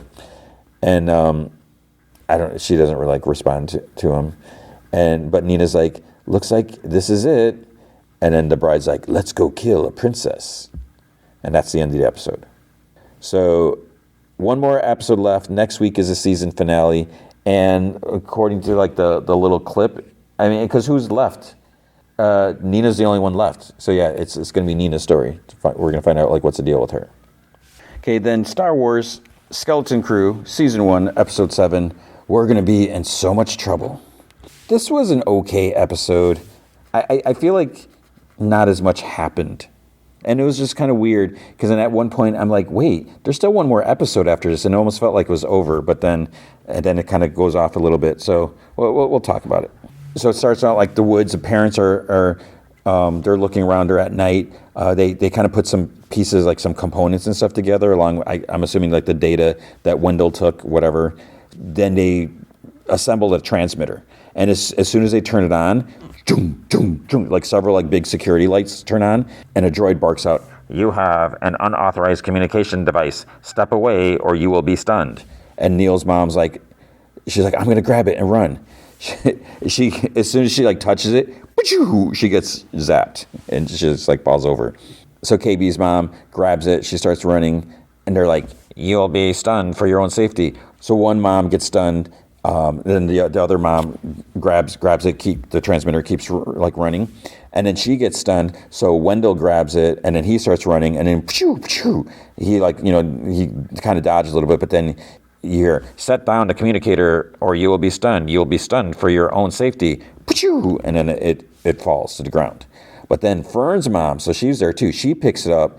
And then they seem to recognize her. So at first I'm like, okay, first they're stunned. So are they going to get busted? Or are they going to get like arrested? What's going to happen? So they're like, Undersecretary Farah, set down the communicator. But she like kind of ducks and she like hides like behind this like big rock or tree or bush or something like that. And then she moves some more and she activates the communicator and she kind of holds it up. So it like hovers out of her hand and it just kind of like floats up into the sky. In hyperspace, Fern and Neil they're playing with like some hover ball or something like that while we're walking. We're kind of running down the hall. KB's at the control. Women's like is sitting. Fern is like sitting behind him. She's like, I told you I'd get us home. And he's like, uh-huh. But he like doesn't turn to look at her. And she's like, what's wrong? He sighs, gets up, and he's like, nothing. But she's still like a little confused. So she gets up and goes after him. And she's like, maybe they'll let us keep the ship. And he's like, yeah, right. And then she's like, we could land out in the woods. We could hike back and say we got lost this whole time. And he's like, no. He's like, once we get back, then everything goes back to the way it was. I still have to take assessments. And then his hand's like kind of like hovering over like the green button. He's like, I never should have pushed this stupid button in the first place. And then KB's like, don't say that. Neil's like, yeah, it was a really fun adventure. Half the time I thought I was about to die. But that's what a real adventure is like. And then Fern goes up to Wim again. She's like, I'm glad you did it. It'll be fine. You'll see. Brutus's big pirate ships, whatever, his big frigate thing, it just arrives. So he asks Jod, he's like, this at Atten, he's like, don't look like a treasure planet to me. And, they see like all this stuff, like, just it's like the barriers or whatever, so it's like any ship that goes in there will be destroyed. So like, open the airlock. And Jod, he's like so quick on his feet, so he's trying to think of like some excuse or whatever, but then he yells, he's like, how stupid are you, Brutus? And he's like, if it isn't in front of your face, it doesn't exist. It's a trick, you fools. Atten's been hidden for hundreds of years. You expect it to just be floating out in the open? It's camouflage. And he's like, a whole planet? Is that what you came for, men? More fables? So they kind of like grumble and shout and stuff like that. And Jod's like, Tak Renard was here, 33, check the log. He's like, aye, according to Captain Renard, the real treasure planet can be hidden inside an endless storm. And Jod chuckles and points at the window. He's like, it's hidden inside. And he laughs. He's like, it's hidden inside. I'll bet my life on it. He's like, you give me a fighter, I'll fly in myself. But then Brutus comes up, like puts his hand on his shoulder. Like he's like, I'll take that bet, but you're not going anywhere. One of my crew will fly into the storm. He's like, send out a volunteer. So some like alien dude is like suited up. He gets in this small ship, flies out. He radios. He's like, I'm in an atmosphere. He's like, visibility's low. And Jod's like, see, perfectly safe. But then the radio starts kind of getting garbled, and the alien cop's like, it's getting rough, but nothing I can't handle. And then he screams, and you see, he's like zapped, like something, and then there's static over the radio, and it just fades. So Jod's like, maybe we should send in another. And Brutus like shoves him, and Jod's like, listen, it's a defensive grid. And then he gets shoved into the airlock. He's like, of course it is, to hide the treasure. And Brutus like, prepare to dump the trash. And Jod's like, hey, 33. He's like, no, 33. What did Renard say about getting through this thing? And Brutus like, enough talk, airlock him. And Jod's like, you kill me and you're throwing away the greatest treasure the galaxy's ever known. He's like, release the airlock or you'll be joining him. He's like, nah, no, wait. But then that one pirate lady, I think her name is Kona, she's like, wait, something on the sensors, Captain, a ship out of hyperspace. So they put up on a holo, Jod stares, and someone's like, look at those old thermal vents. It's like, they don't make them like that no more. 33 is like, looks much different without its armor. And Brutus like, it's an antique, fired cannons. And then Jod's like, I've got it. But then Kona like opens up the airlock. So Jod's like, the ship is the key. That's how we're get to At-Aten. For some reason, Brutus like actually considers this, even though that's not really an explanation at all, whatever. On the ship, they're like staring at the barrier, and KB is like, so that's what the barrier looks like from the outside. And Neil's like, whoa, no wonder no one's ever been in there, or no one ever went there or something like that. The ship starts to shake and rumble, and an alarm goes off. KB's like, we're caught in a tractor beam. And Neil's like, we're dead meat. We're pirates' meat. So everyone seems to come down to the hangar. Brutus says to Jod, he's like, treasure or no, I'm going to kill you first chance I get. And Jod's like, I wouldn't do that. The crew loves me. And Brutus like, the crew loves plunder. But Jod's like, nah, the crew loves me. So the ship's door opens for some reason. And Brutus like, whoever's in there, come out unarmed or we're coming in.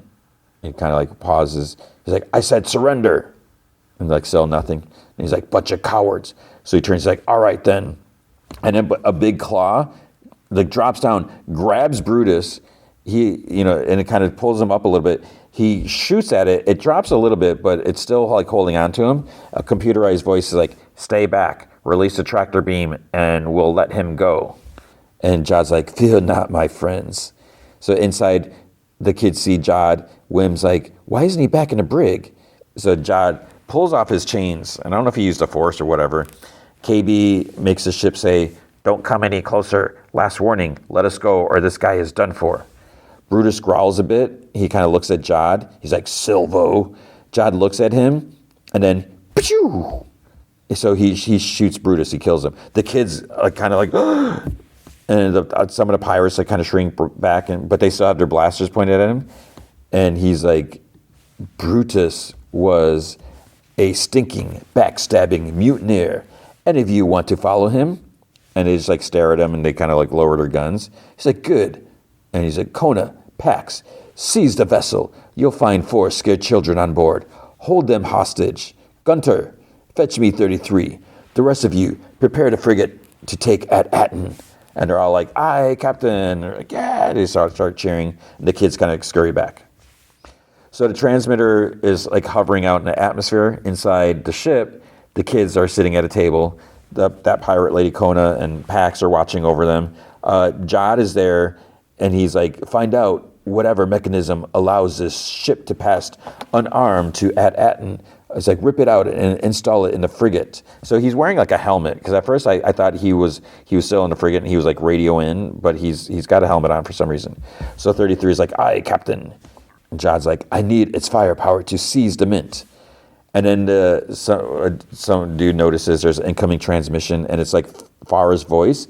Children, we're sending out this message on a communication buoy, hoping you'll hear it. Just know that we love you so, so much. And Fern, I know how much you worry, but you're not in trouble. You're going to make it home, and this message will tell you how. So then the whole little Farah switches to KB's parents. KB, my sweet girl, don't give up, no matter what.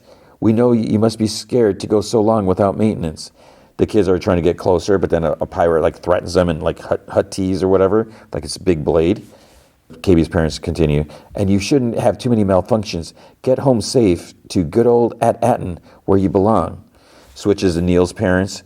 It's like, you can make it home, Neil. My sweet baby boy, your little brother just lost a tooth. He got a shiny new datery, but he said all he wanted was his big brother. And then it's back to Farah. We can't transmit any coordinates due to security procedures, but you can get home.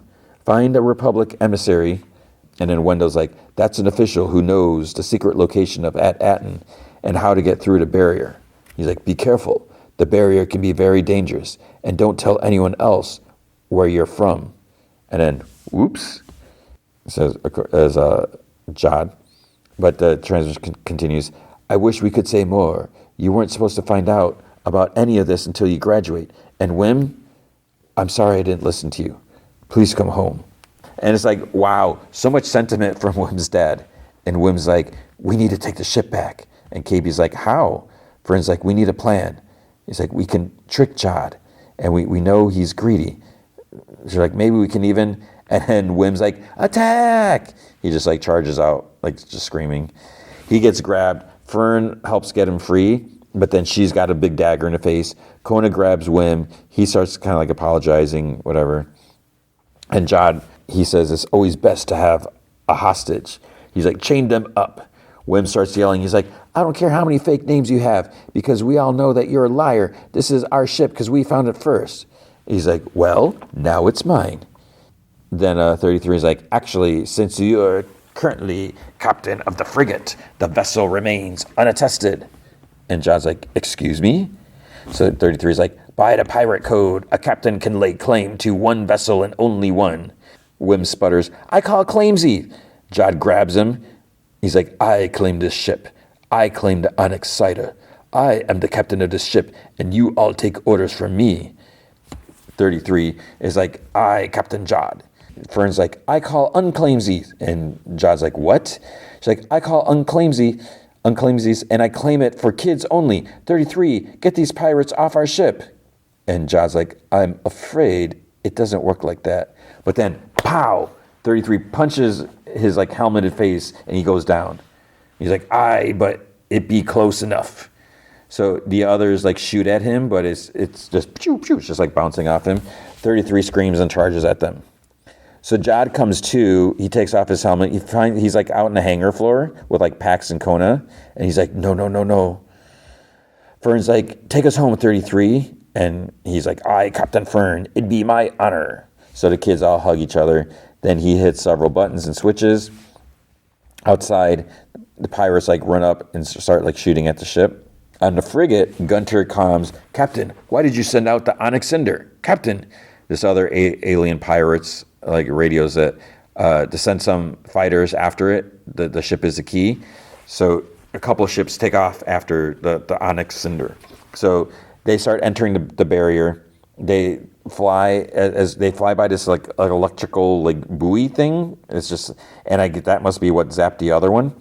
So the two pirate fighters like fly around like on their tail. There's more electrical things. A pirate comes to them, listen up, you kids. Like, turn that ship around. And then his ship gets zapped and blows up. So the kids scream. 33 is like, it would appear the defensive grid is still active. One kid, I couldn't tell which one, asked if they'll be safe. 33 is like, that was Captain Renaud's genius. Like stealing one of the Mint's own ships so he could fly it safely back through. So then the other ship gets zapped. KB says that they could get hit at any moment. Fern says, not to stop, that they have to keep going. So they fly by one of the buoy electronic things. It turns from red to green. So it must like detect them somehow. So that's how they're able to get through. So it's just like zapping other ships that are not registered or whatever of that design. So Neil's like, yes, she's like, it worked. We're alive. Wim's like, it's not a pirate ship. It's an At-Atten ship. So they fly through a bit more. And then the planet's like straight ahead. So they all stare at it. And he's like, is that really it? And KB's like, At-Atten looks huge from up here. Fern's like, we made it. And 33 is like, oh, we're being locked into an autopilot landing sequence. And Fern's like, my mom totally lied on that call. We're going to be in so much trouble. I don't even care anymore. But then you hear, but you should. They all zip around. Jod somehow is on the ship. 33 gets up. You're like, well, back again, are we? Stay where you are, kids. I'll handle this. He approaches. Jod takes out his lightsaber, zoom, chops off 33's head. And he's like, all right, get down. But no one moves. Get on the ground. Neil kind of whimpers. They moved. He's like, down. Keep your heads down. And no talking. So he like walks over 33's body. The mouse like kind of squeaks like shrilly at him, like, and he just kind of pushes it aside with his boots. Then he glares at them and he powers on a lightsaber. So on the radio, he's like, this is Captain Silvo. I'm on board this Onyx Cinder. We made it through At-Atten on the inside, exactly like I told you. Come in. There's radio static. Come in. And he kind of curses like, hello. KB's like, I think, and starts to say that the barrier is blocking. He's like, yeah, I know. So he's sitting in a pilot seat and he's looking at the control, and Neil's like, it's on autopilot. And he's like, shut up. It's like, your incessant, unending jabba, jabba, jabba. Honestly, it is unbearable. And then Wim yells, leave him alone. And Jad zips around, looks at him. He's like, all of you, not just him, all of you. So he gets up out of his seat just so he can get closer to him and talk down to him. But he points to Wim. He's like, you're the worst one. And Wim's eyes start kind of tearing up, and a tear, he actually is crying. He's like, poor boy. Fern looks at him like she wants to say something. Her mouth is kind of moving. And he's like, what? And she's just like, but she doesn't say anything. He's like, what? What exactly are you going to do? You're all weak, sheltered, spoiled children. I've got a terrible headache and 0 patience left. So be quiet and let me think. And he's like, we're going to land.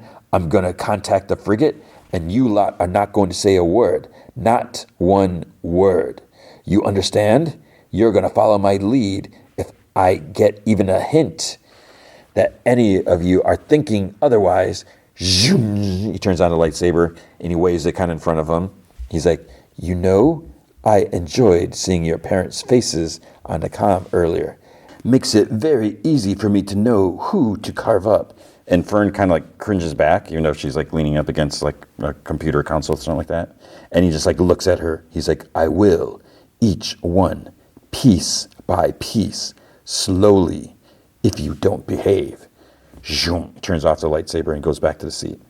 So the parents are all in this room. The security droid comes in and tells them that they're in violation of Aten's security protocols. Why did you release a communications device through the barrier? Wendell's like, because you left us no choice. And Neil's mom says that they did what they had to help their children. And one of KB's mom's like, the problem is you droids don't listen. And the droid's like, we're always available, standby. And he walks out. Wendell's like, what? Because they just cut him off and just left. Then over to PA. Citizens of Aten, this is the supervisor speaking. An emissary is arriving for a shipment. All non-essential work is suspended until offload is complete. One of KB's mom's like, it's KB. And there's some signal or message or something on her wrist device. And then they look out the window and they see a ship coming in. So outside, there's this big section of lawn or something like that. And it starts converting into a landing pad or something like that, because it just starts moving on. And there's people just standing around, and droids over to PA, they're telling people to stand back for their safety. But as the ground's literally moving up, and people are kind of almost sliding off. The ship lands on the pad. Jod walks on the ramp with the kids behind him. A security droid walks up and welcomes him. You must be the visiting Republic emissary. And he's like, yes, of course I am. And these are 4 waifs I found along the way. Hello, children. Traveling outside the barrier is not permitted. Planet-wide protocol requires that any visiting emissary proceed directly to the Mint to begin offload procedures, which is exactly what he wants. He's like, good, very good. And the kids kind of look at each other because they want to give a warning, but they can't because they're scared. And he's like, I need to speak to my other ship. Comms have been jammed. But the droid's like, we will proceed to the Mint. Then the landing pad starts to retract down into the ground, kind of there's a big giant elevator. The parents are trying to make their way through the crowd, but they're already underground. And the safety droids, or maybe it might be a different one, says, these children have been reported missing. I will alert the parents right away. And Jod's like, hold them on my ship for their own safety. This other droid, security droid's like, in you go, children. You heard the emissary. But it's funny, they didn't even check ID or anything like this. This guy's like, I'm an emissary. They're like, okay. Maybe it's because he has a ship. I don't know. But the kids kind of glare at him. The whole platform thing is still moving down, and you see different things, what they're big, huge, whatever construction stuff. And he's like, quite the operation you have here. The droid's like, we'd hoped that you'd be pleased. He's like, now, about my other ship, perhaps it would be best if I contacted them right away. Communication outside the barrier is not permitted. I am your emissary. I need open communication with my other ship. You must speak with the supervisor about the barrier, emissary. He's like, the supervisor, yes. Better than dealing with a droid. Well, go and fetch him. with some of your finest refreshments. Thank you. And then an alarm blares off. We are now arriving at the vaults. A bunch of like mechanisms start moving. The platform extends out. This huge vault door kind of slides open. Jod walks forward and he's like, "Hey, remind me, how many vaults do you have like this?" 1,139. He like kind of scoffs and chuckles. It's just like really, really big vault. And you see like it's loaded. There's like stuff like all over. And then he like looks closely at all the credits, and he almost just like starts weeping.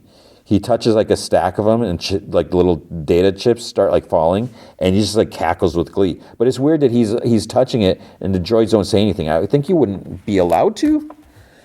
And what the heck is an emissary? So like the outside, the parents are actually brought down on this other little like transport ship. The kids move towards them. There are hugs all around. And then Wendell, he kind of hesitates, but then he actually picks up Wim into an embrace. And he puts him down, and Wim like continues hugging him. But it's like, what is this dude's problem? He's like, he's just, whatever. Then Jod comes out just as far as like, what happened? And then he turns on a lightsaber. He starts taking like some steps towards them. And that's the end of the episode. So I think he's going to kill everyone right there. That's the end. One more episode.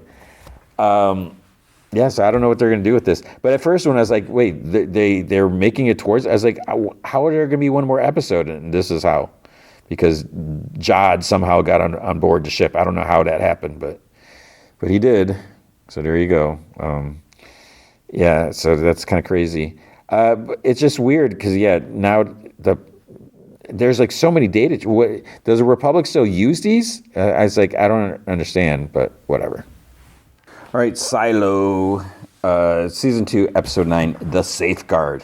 And every time I say I'm so tempted, or not tempted, but I'm almost getting like Silo and Solo mixed up because of Solo in the show. I've been listening more to the book, but then it's like I kind of go like maybe I shouldn't be listening. There's just some weird things, and I don't know. I mean, I think if I'm talking spoilers of the show, I think it's okay to talk spoilers of the book. Where it gets a little tricky is if there's spoilers from the book that could spoil the show. But there's some things that are just really different, and I don't think I mentioned some of these things. One thing, like one I don't know if this is a big thing at all or minor thing, but Walker in the book is a dude and not a woman. But then, so where I'm at now, so she's finally met up with Solo, but I don't think he was like living in the vault because Juliet like saw where he was staying and there was like this big stench and all this stuff, which was kind of gross because she could like barely, it's just so bad. But then in her silo, there like this rebellion thing just started up right away, and I don't feel like Lucas ever went to the mines. I mean, unless I missed that, because then he became like Bernard's shadow right away. But then there's like this big march against the upper top or upper whatever, I forget what they call them. Some people get killed. Oh, Knox is like an older dude, it sounds like, with this big bushy beard or something like that. And, I don't know if I should mention like who gets killed or whatever, but so there's people getting killed. And I feel like there's still, because, I don't want to, maybe I shouldn't spoil anything, but there's, people get killed and there's still like stuff that's going on with them. So I don't know if that means, are they going to get killed eventually in the show? But it feels like it's just taking a departure from that, because it's almost like they're becoming like different people. And I think Shirley was married, is married in the book. So it's just like some weird things. Oh, I shouldn't say any more, but yeah. So as I'm listening to the book, I'm like, I don't know if I should be listening, because is this going to spoil anything? Because I think there's like 3 or 4 books, so I don't know. Anyways, I'm loving the show, and I don't love that there's only one more episode after this week, but that's how it goes. So we see, at first I was like, was this a farm level? Because there's this kid, he's kind of playing with like this wind-up thing. There's a baby in a bassinet next to him. And there's the lady's like practicing shooting the arrow, like bow and arrow at a target. So obviously this is in the Solo silo. Then and the dude that was with her, he comes up and there's this noise, and then she says, "It's the eater." So I'm like, what's the eater?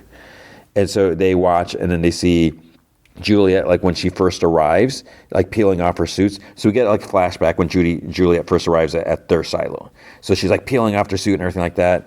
And then so the lady, and we'll get to their names. At this point, we don't know who they are or what anything about them. So she's like, where did she come from?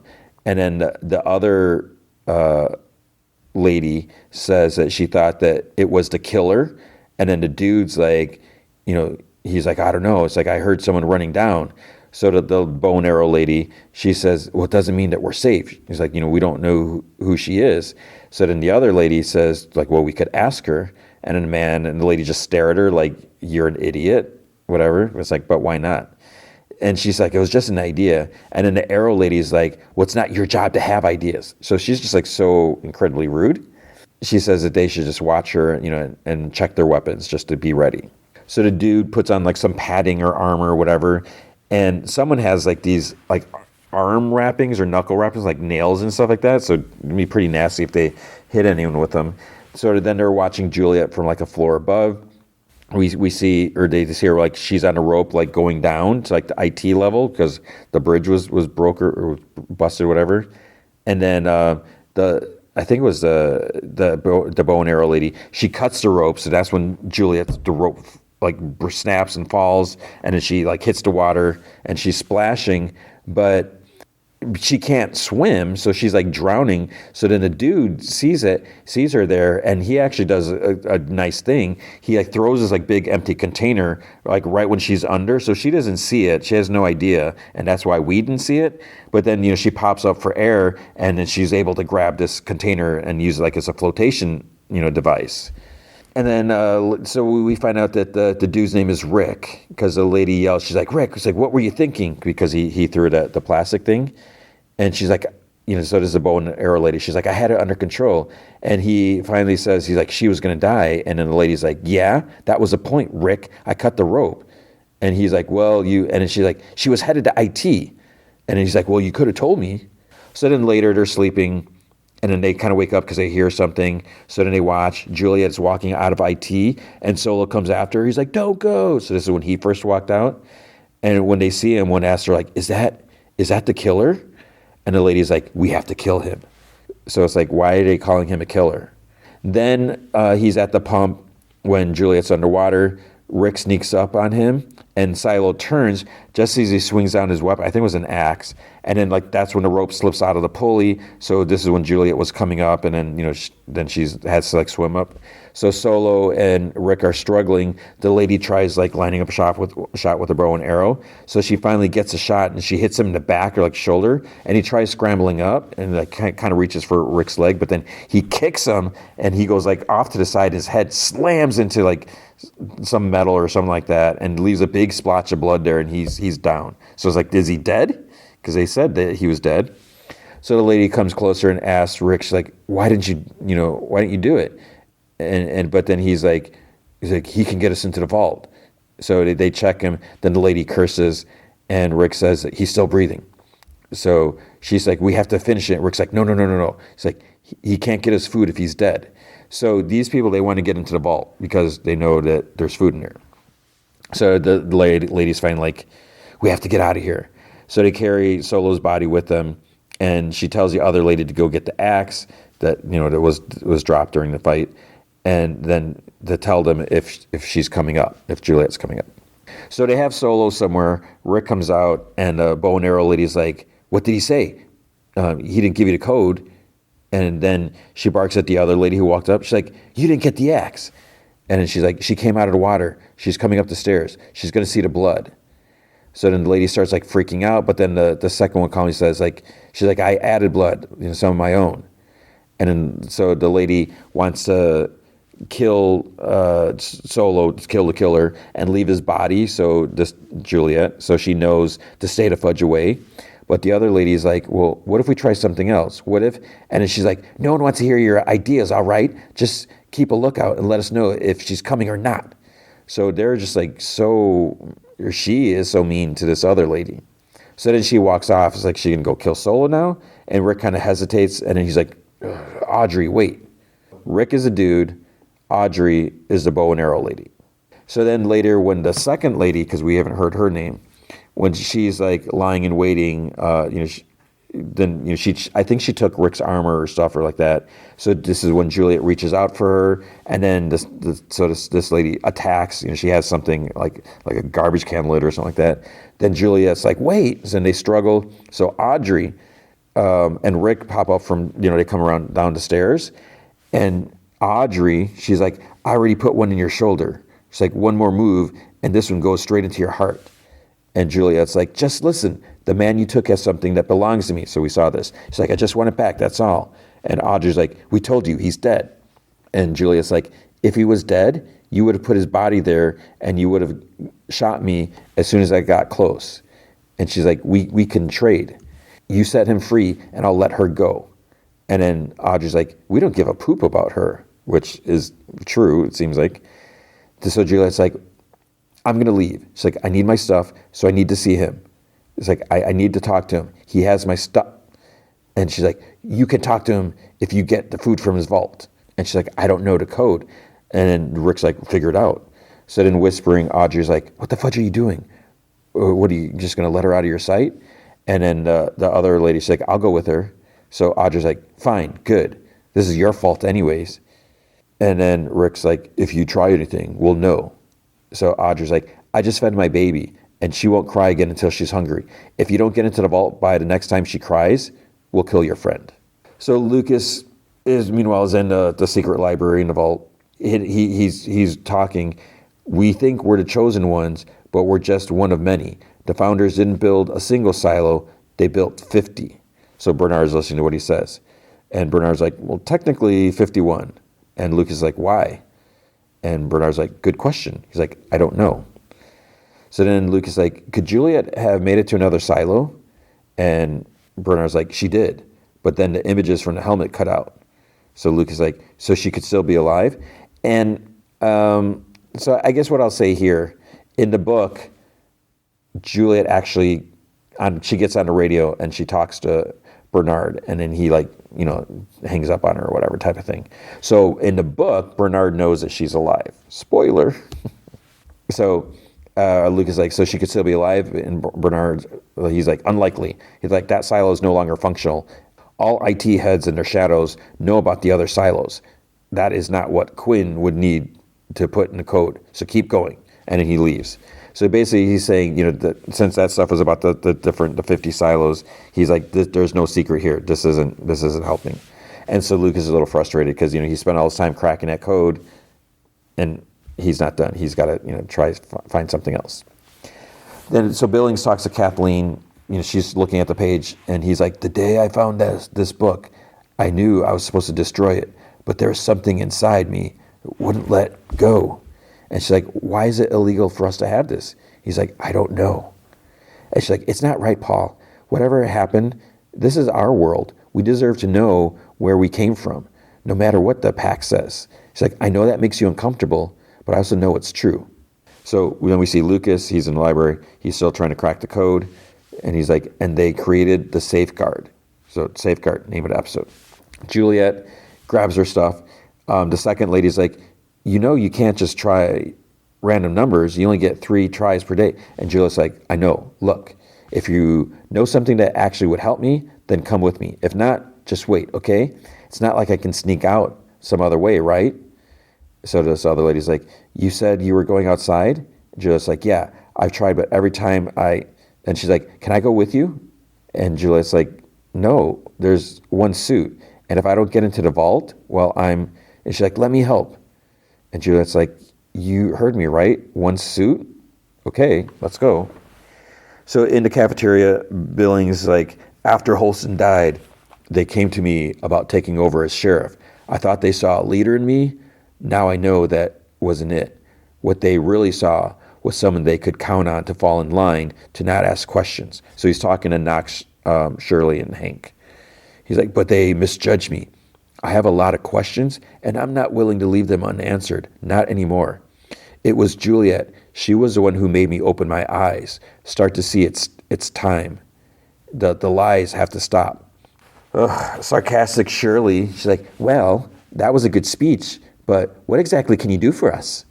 And he's like, you asked for my help, And she's like, I didn't realize that there was nothing you could actually do. And Knox, he's like, we have another traitor we have to find. Someone gave up the supply raid. And Shirley's like, how can you help us with that? And then she's like, he doesn't even know people down here. And Hank's like, he knows people up top. Any way the other deputies would line up with us? And Paul's like, I don't know. And she's like, why not?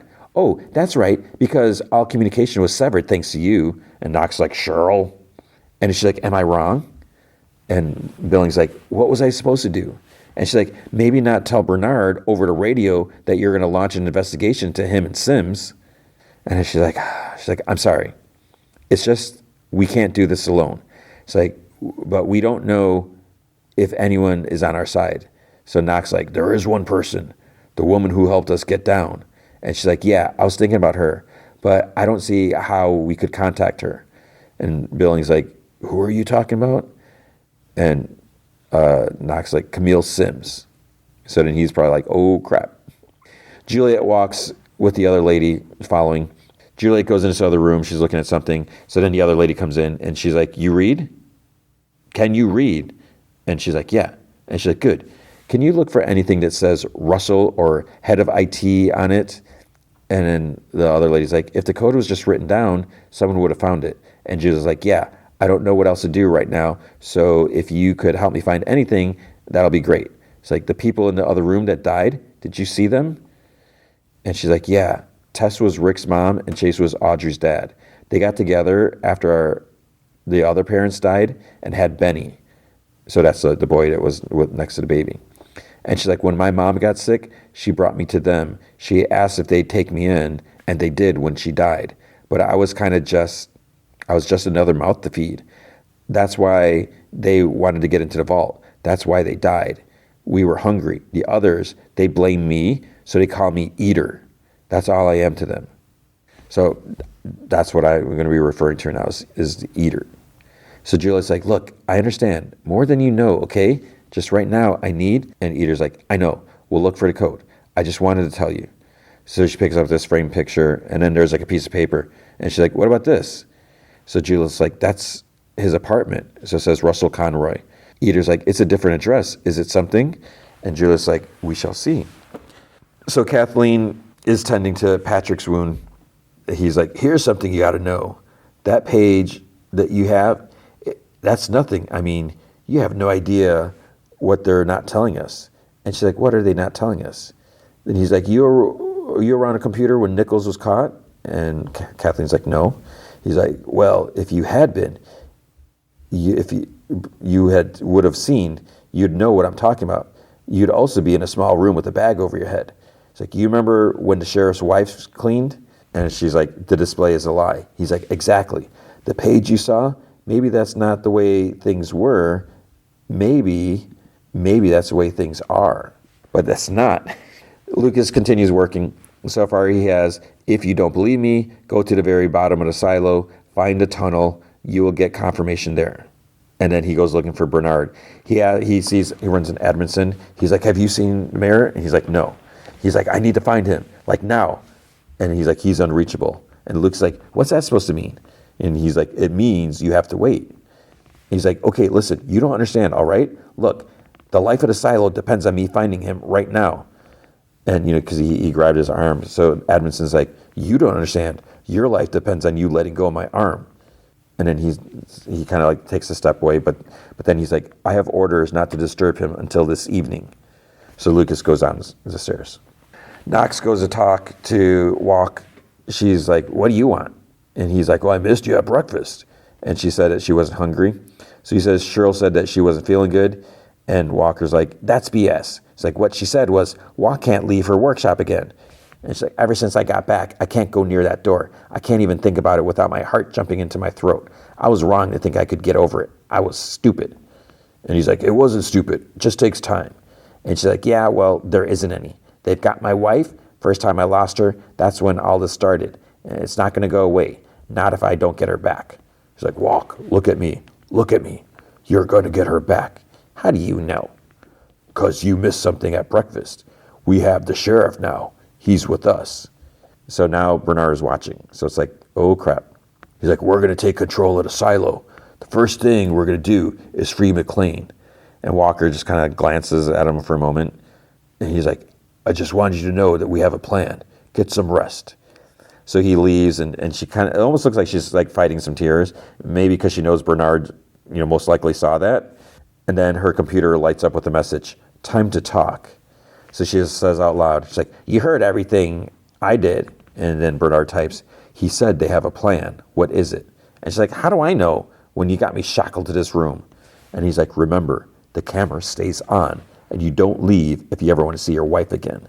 So he's such a scumbag. So she throws on the rag that she was using to clean whatever she's working on. She sits in a chair in the back of the room. Bernard just like stares like a creep. So then we see this woman's kind of performing like last rites or something on a person, some flowers, whatever, family's there. Lucas walks in. He's like, Mom.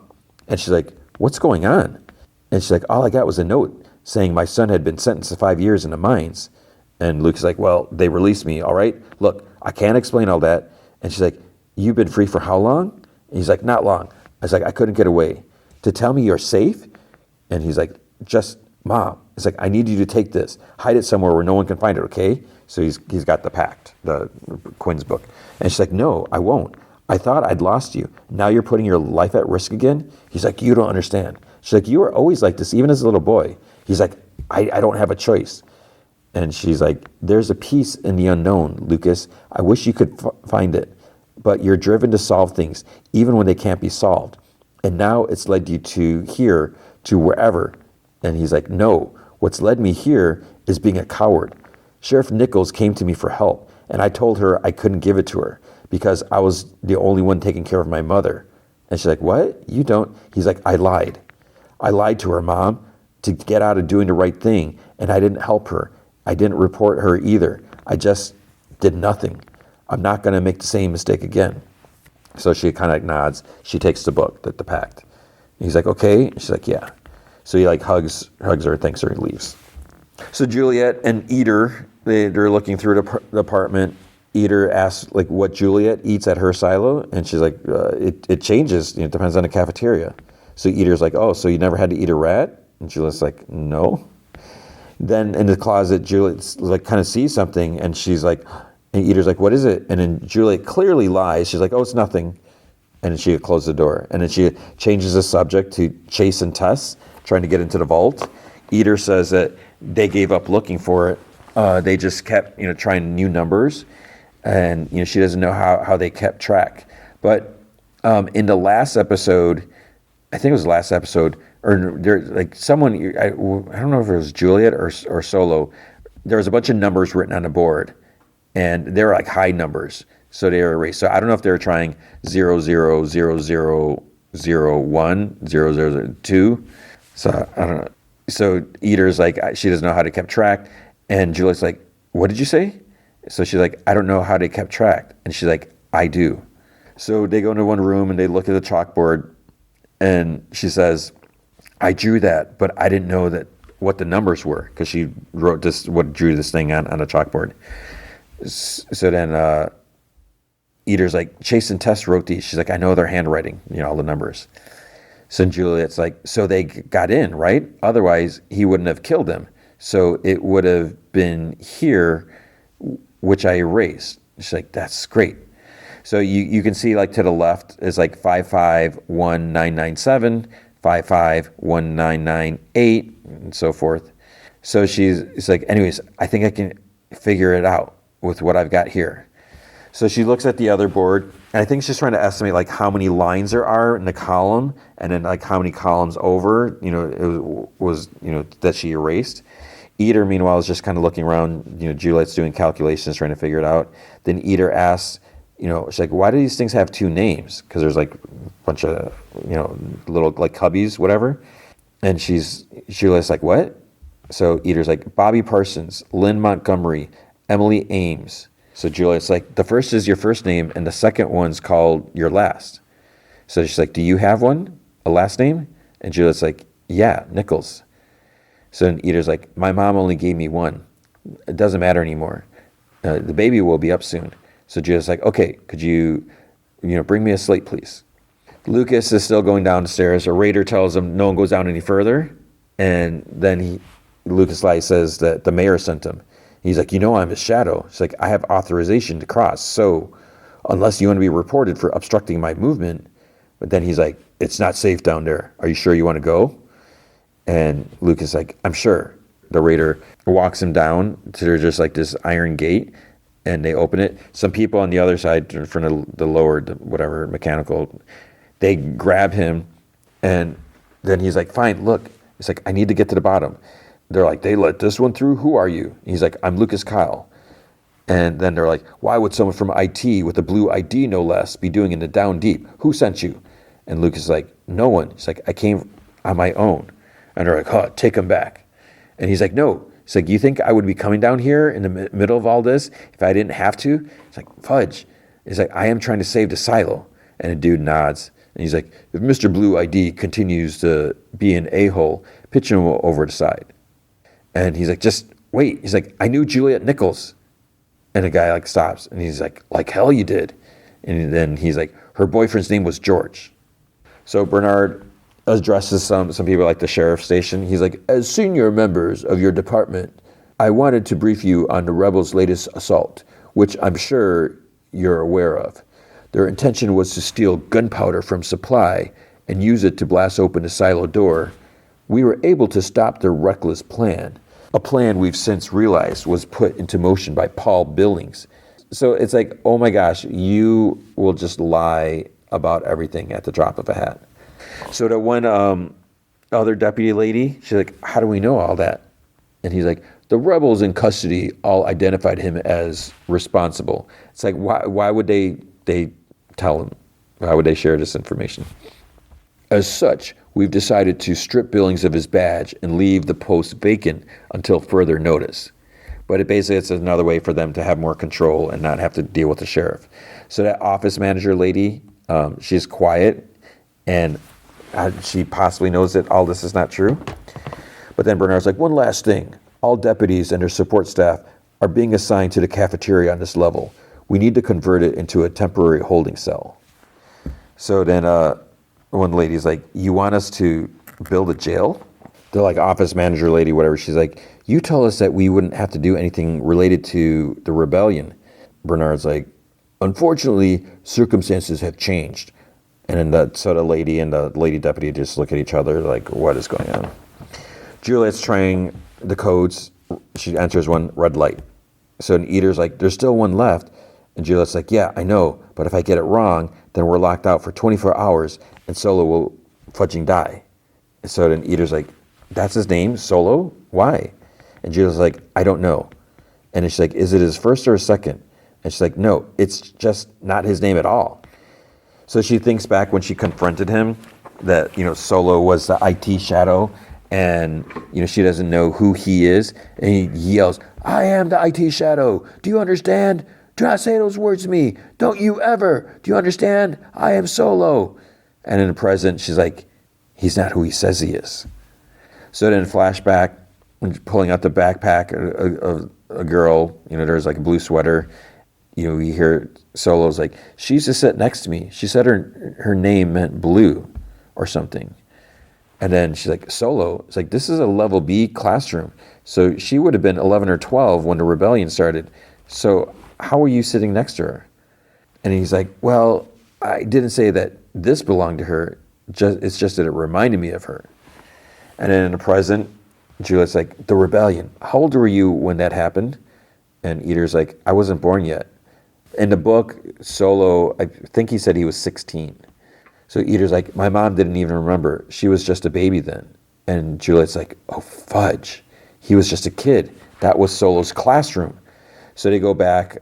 One of the little cubbies says, Jimmy Conroy. And Juliet's like, that's Russell's last name. So in the apartment, there was like a lunchbox or something like that said that. So Shirley's brought up to Lucas on the stairs. He's like kind of like bound to the railings or something like that. And he's like, if you're the one in charge, I need you to let me go. And Shirley's like, how did you know Jules? He's like, we used to talk in the cafeteria when she was leaving work, okay? And Shirley's like, then you didn't really know her. He's like, I know that she was searching for the truth, so am I. That's what brought me down here. Shirley's like, sounds like something your boss would tell you to say. So she starts to walk away, and then Lucas is like, hey, wait, I think Juliet could still be alive. So this gets her to stop. And she's like, where? He's like, I'll tell you, but only if you take me to where I need to go. Hank and Billings talk about, they're at the station having coffee. Knox is there too. They're trying to figure out like who the leak could be, because Bernard got a tip off about the raid. So is there another listener? Hank says that there's no commuters or porters. Knox says that maybe they passed a piece of paper to one of the raiders, because that's what Billings did, right? And he says that he's not sure that his message got to where he wanted to go. But then a guy comes in and tells the sheriff that someone wants to see him at the barricade. That they're asking for him. Knox like, oh, it looks like your message got through. Hank asks if he wants them to go with him for like a show of strength. And Billings like, it's better if it's just me. So he leaves. Knox thinks about getting a message through the barrier. And then Hank's is like, what's on your mind? He's like, I know who betrayed us. Juliet and Eater return to the others. Rick's surprised to see them. He's like, what? Hey, you get in? And Eater's like, no. And Juliet's like, you need to let me talk to him. And Rick's like, no, that wasn't the deal. And Juliet's like, look, your parents, they figured out the code. I've narrowed it down to 6 combinations. I get 3 chances a day. I've tried 2. So the only way I can get in is if you let me talk to him. And he's like, no, you don't get to see him. And Juliet's like, if you let her kill him, you'll never get in. And Rick's like, you need to open the vault. And then Juliet's like, no, I don't. I don't need to. I could just leave, right? I don't need to get into the fudging vault. You do. You need to get in. And then he's like, wait. But then Eater hands Rick a bracelet. He's like, that's my mom's. Where did you get that? So she's like, her talking to him is the best shot that we have at getting into that vault. He kind of thinks about it. So then he like motions for her to follow him. So Juliet's like kind of looking at their living area. You see like the big garden and everything. And then she sees Solo lying like on a cot or something.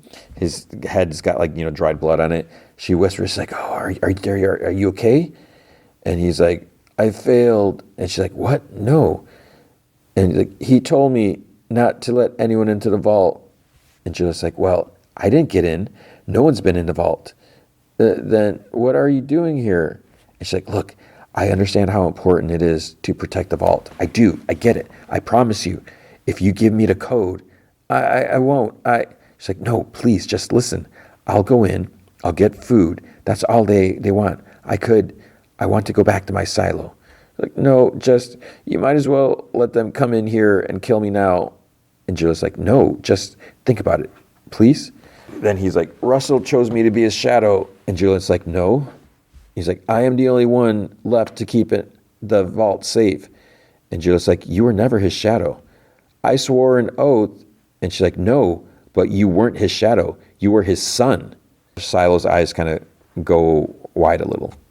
Audrey, meanwhile, is tending to Benny, the kid. He has a scraped elbow. So I guess he fell, and she's like, I told you to use the ladder. He's like, I will next time. The baby starts crying, and then she's like, I'll be right back. So Benny's like, are you going to kill him now? And she just looks at him, but she doesn't answer. So Juliet hands like this old lunchbox to Solo that they found, and she asks if he remembers that. And he's like, I've never seen that before.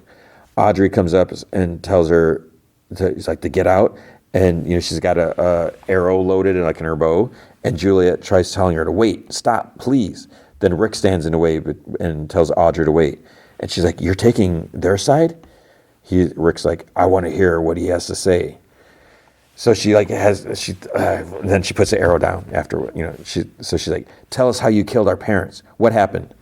Solo's like, he asked me to do one thing and I failed. And Juliet's like, what do you mean you failed? They got it. They got the code right and they got in. And I was right there. And I did nothing even after they came in. I didn't wake up. Juliet's like, you were asleep? I didn't wake up until, she's like, it's okay. Until what? What? It was very loud. And Rick's like, what was loud? And so it's like, I'm so fudging stupid. I left the gun by the door. And Juliet's like, did they shoot you while you were asleep? Is that what happened? Audrey whispers to Rick, she's like, you can't believe him. And Rick's like, then what? And then Audrey's like, he killed our parents. So it's like, I didn't want to. And Audrey's like, but you did. And he's like, they got inside the food vault, so I broke off the handle, the inside handle of the door and shut it, and they couldn't get out because it was sealed. Rick's like, so they ran out of air? And Audrey's like, it doesn't matter how he did it. He killed them, and he's lying about them shooting him. Juliet's like, do you have a scar? It's like, I know you don't want to show them, but they need to know that you're telling the truth. I'm not lying. And she's like, can I just, yeah? She pulls up a shirt, and there's like a bullet scar on the side of his stomach. So then Audrey's like, are you going to give us a code or not? And there's like nothing. Then she's like, fine, how about this? We'll figure it out eventually ourselves, right? So we don't need him. One less eater. So then Juliet's like, your name is Jimmy Conroy. So Audrey's like, move.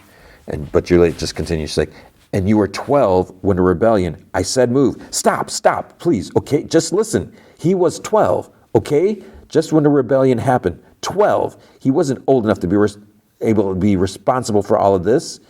And she whispers to Solo, she's like, you were 12. And he's like, Jimmy was a coward. And Juliet's like, no. Jimmy hid behind a door. And there's a flashback of a man telling him to open the vault door. And she's like, while the sheriff had a gun to his father's head, all he had to do was open the door, and he didn't. So, and then this kid's like, Dad? She's like, does that sound like the son of a hero to you? Russell would have been ashamed to have a son like that. And she was like, no, you're wrong. He would have been so proud because you did what he asked you to do. Don't open the door. Don't let anyone in. That's what he said to you, right? Yeah. Do you know why he said that? Because he wanted to save the vault. Because he wanted to save the silo. No, Jimmy. He wanted to save you. He wanted you to live just like their parents wanted them to live. That's why your father was protecting you, just like they want their child to live, okay? They have a kid, a baby, a baby. And Audrey kind of cries a little bit. Rick tells her it's okay. And she's like, I have to do it. And Rick like just hugs her. And so it's like, okay. And she was like, yeah. So Billings goes up to the gate. Sims is there. And Billings like, you got my message? No, Paul. I just decided to walk down 100 levels. Where's the relic? And Billings like, we need privacy. So he's like, on the stairs in the middle of a rebellion? And Billings nods. So Sims kind of like motions to the Raiders on his side. They go up the stairs.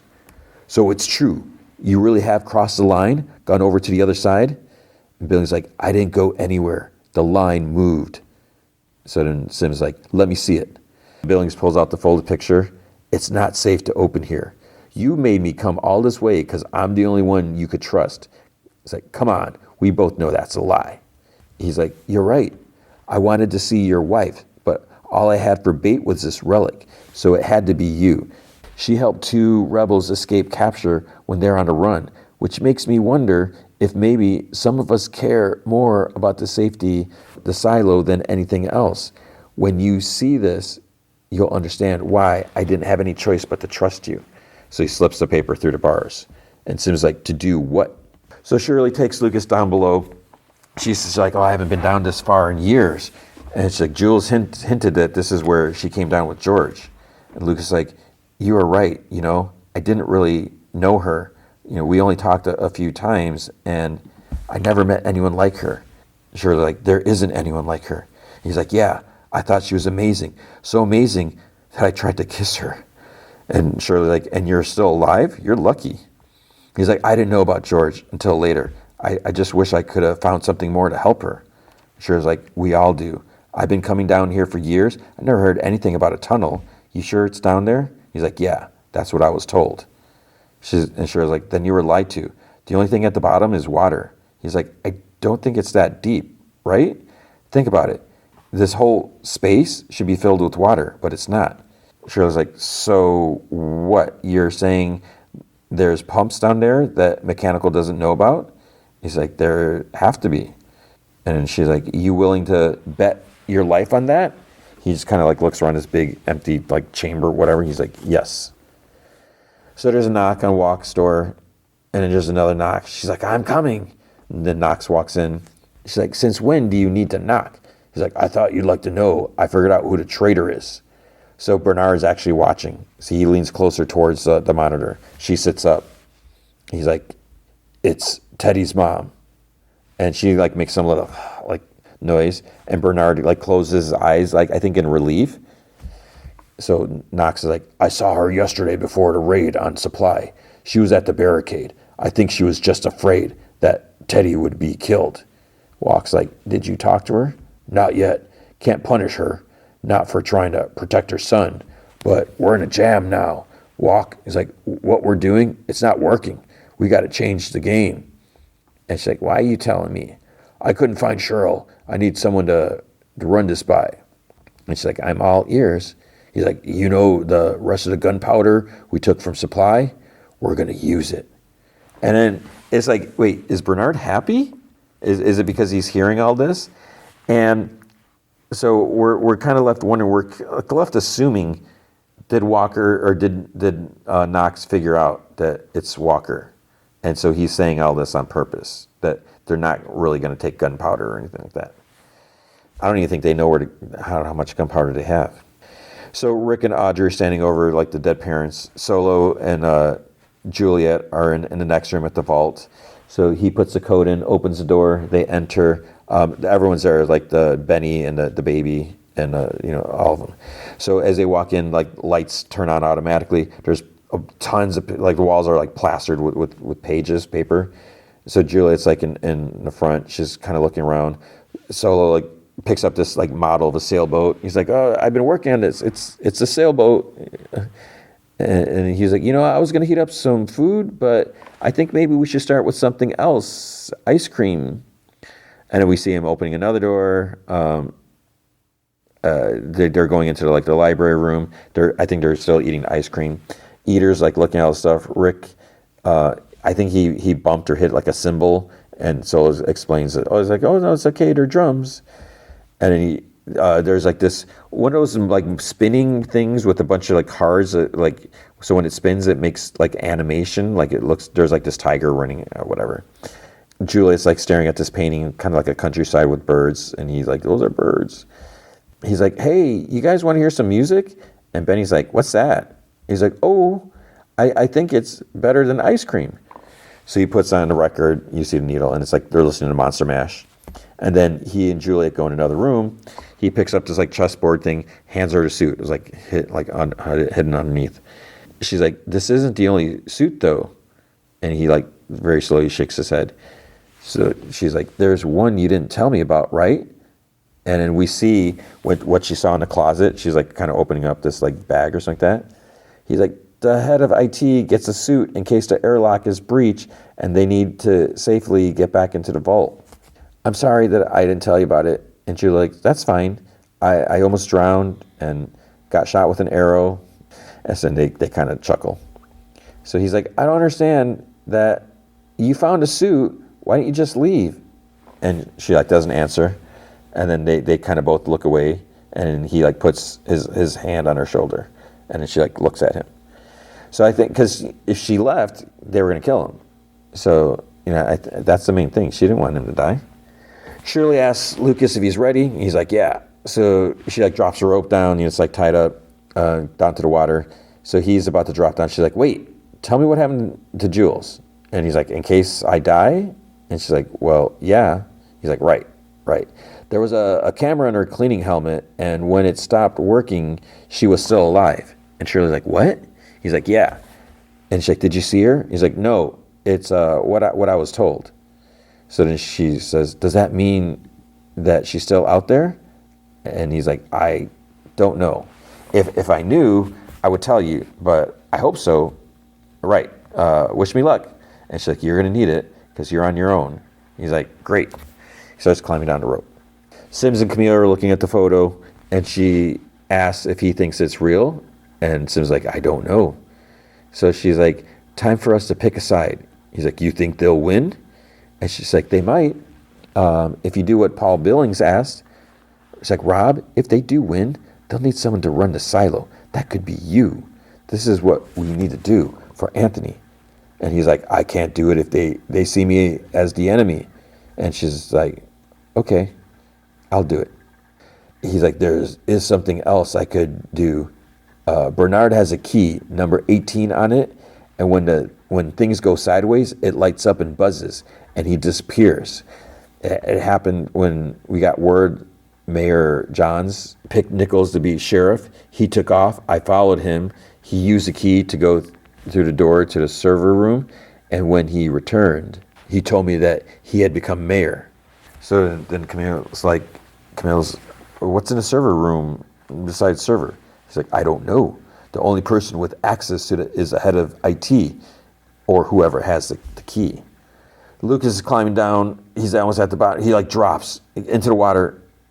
It's not deep. And he kind of laughs because it's almost like only up to his thighs or so. So he starts walking, and then he sees kind of like structured walls, and almost looks like a vault. But I don't think it was a vault. I'm not sure. Then there's a voice, Lucas Kyle, and he gets startled. Why are you here? So it's just automated thing, probably because it senses him, the computer to talk to him before. So he's like, I was given instructions. By who? And Kyle's like, Salvador Quinn. So the computer voice, whatever, before you, only 3 people have reached this door. Salvador Quinn, Mary Meadows, and George Wilkins. I did not speak with Wilkins. Quinn and Meadows were both given the same directive you will now receive. If you speak to anyone about this conversation or what you have seen down here, we will have no choice but to initiate the safeguard. Again, name of the episode. Do you know what the safeguard is, Mr. Kyle? He nods. I do. And that's the end of the episode. We don't know what the safeguard is. What the heck does that mean? So we're going to have to wait till next week. One more episode left in the season.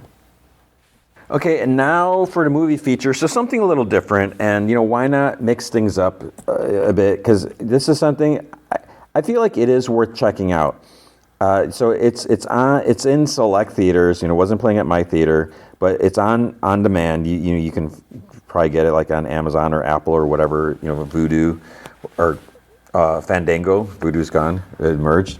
So wherever you get your movies, your on-demand movies, you can probably get it. So it's an Australian. Now here's the thing: it's listed as an Australian horror film. When I saw the trailer, I was like, "Whoa, this looks a little intense. What the heck? What is going on here?" And that's what really got me interested in this. I mean, I love horror movies, and I love good horror movies, and I'm very selective. Not that I'm like a snob or a connoisseur or anything like that, but I'm always up for something a little different. So the kind of little whatever synopsis thing is a bride-to-be is invited to her own fiance's party, but when uncomfortable details about their relationship are exposed, the night takes a feral turn. So it's directors are Jack Clark and Jim Weir. Yeah, so when I was I didn't know what to expect from this. The movie's almost 2 hours long. It's just under 2 hours. And that right there is kind of impressive, I think. Again, when you look at the Last Showgirl, less than 90 minutes, that just seems weird. Now, as I was watching this, especially there's this one scene in particular where, they're at where the bachelor party type thing is happening. They're kind of in the middle of nowhere, in Australia, and so it's kind of this bathroom, and just a little tiny. This has nothing to really do with the movie at all. But on the wall, there's you can see there was a mirror that used to be there because there's a faded, whatever, it's dirty or just fade. The paint's faded. And so it's just little things like that. So it's was it like that before? Did they do it for just to add little tiny detail? So a lot of stuff with this movie, as I'm watching this, and this happens occasionally where I kind of get a little distracted and I kind of get pulled out from the movie, and I just kind of look at how did they film this scene? One, is this on a set? Is this all green screen or whatever? And then you look at how did they light this, and how did they get it to look so cool? Where are they at? Are they on location? And then what's it like? What's that? So I just just a whole idea how they made it. I'm so fascinated and just blown away by that. And now when you look at this, this is, this small time, movie. And I don't mean that as an insult. I find this is very fascinating that these, I'm sure they had like, a way small budget, but they're able to make this whole movie, and it's like a legit movie. A lot of times you see some of these smaller movies and you can just tell that it's low budget, just something with just the way it looks. And here, everything, from the sound, from just the visuals and just the editing, everything looks like totally 100% like this is a major movie. So I'm just like so impressed, and just like how they can do all this stuff. Now, the tricky part is going to be not spoiling the whole movie, because I absolutely do not want to do that. And so how do I feel about the movie? So one, thank goodness I don't do movie ratings, like scores, because sometimes I find the whole concept of scores, I sometimes have issues with this, because if you, and I give my friend a hard time about this, and I hope it's not annoying, but if you're saying like this movie is 3.5 stars and this movie is 3.5 stars, or something else is like, maybe you have like a drama that's 3.5 stars, and you have like some like kids movie is 4 stars. Does that mean that the kids movie is better? Or, but so sometimes it's like you have different types of movies, different genres, different whatever. It's like you can't really grade them or rate them on the same scale, because there's totally different factors. And so when I look at like a CG, an action movie, or a lot of times when you look at the action movies, they're kind of like no-brainer movies. They don't take a lot of deep thoughts. And then you do have the movies that are like very intricate and stuff like that, or so it's like different things can be entertaining for different reasons. I mean, unless you have some formula where you're saying, okay, the dialogue, here's my score out of 100, or the closing design, or whatever, the editing, or the cinematography, or the sound. I think I said sound already. So I think when you're just giving a rating, that it's not really as subjective. I don't know. With this, I feel like because it's a smaller production, maybe I'm a little more in awe of it. And if this was done by like, huge experience or big production, studio or something like that, then I probably wouldn't even watch it. I don't even know if I would give it a chance. Maybe. You have that. Now the movie, complete unknowns, this is just a small movie.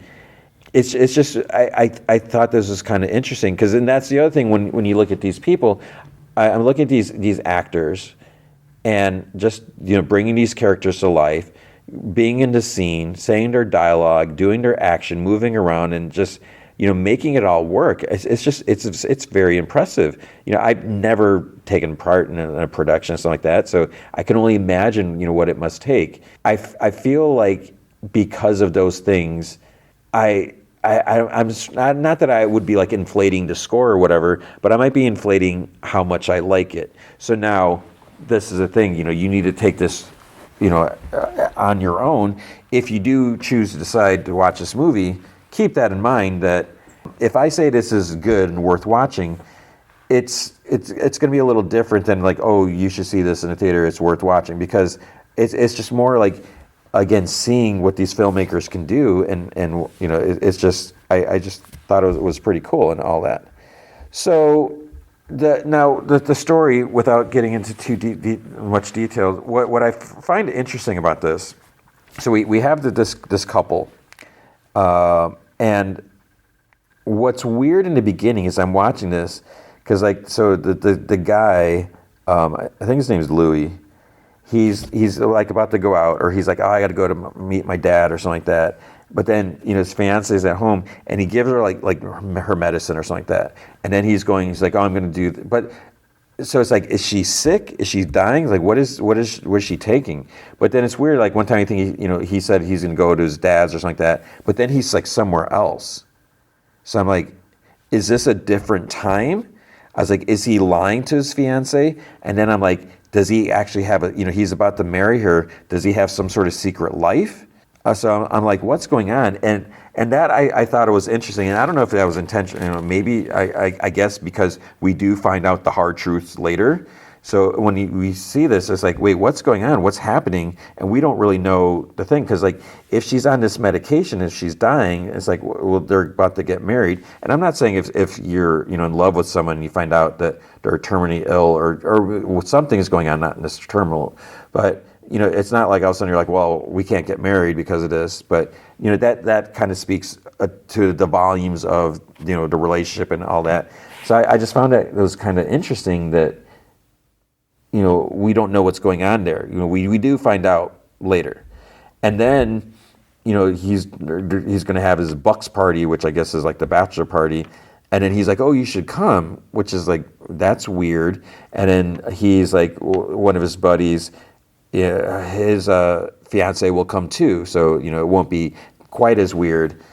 So they have to take this ferry to this like island or somewhere else, and when they all get there, there's the main dude and his fiance. There's the other guy and his fiance. There's this other dude that's on his own, and then another dude who like smokes all the time, smokes cigarettes. And he's like kind of like the rough, whatever guy. Oh, and then this other person shows up too, which I won't get into that too. So those are the only people that are. So 1, 2, 3, 4, 5, 6, 7. I think there's a total of 7. So it's just kind of interesting, when they have. It's weird because they're friends, and they don't really know his fiance well.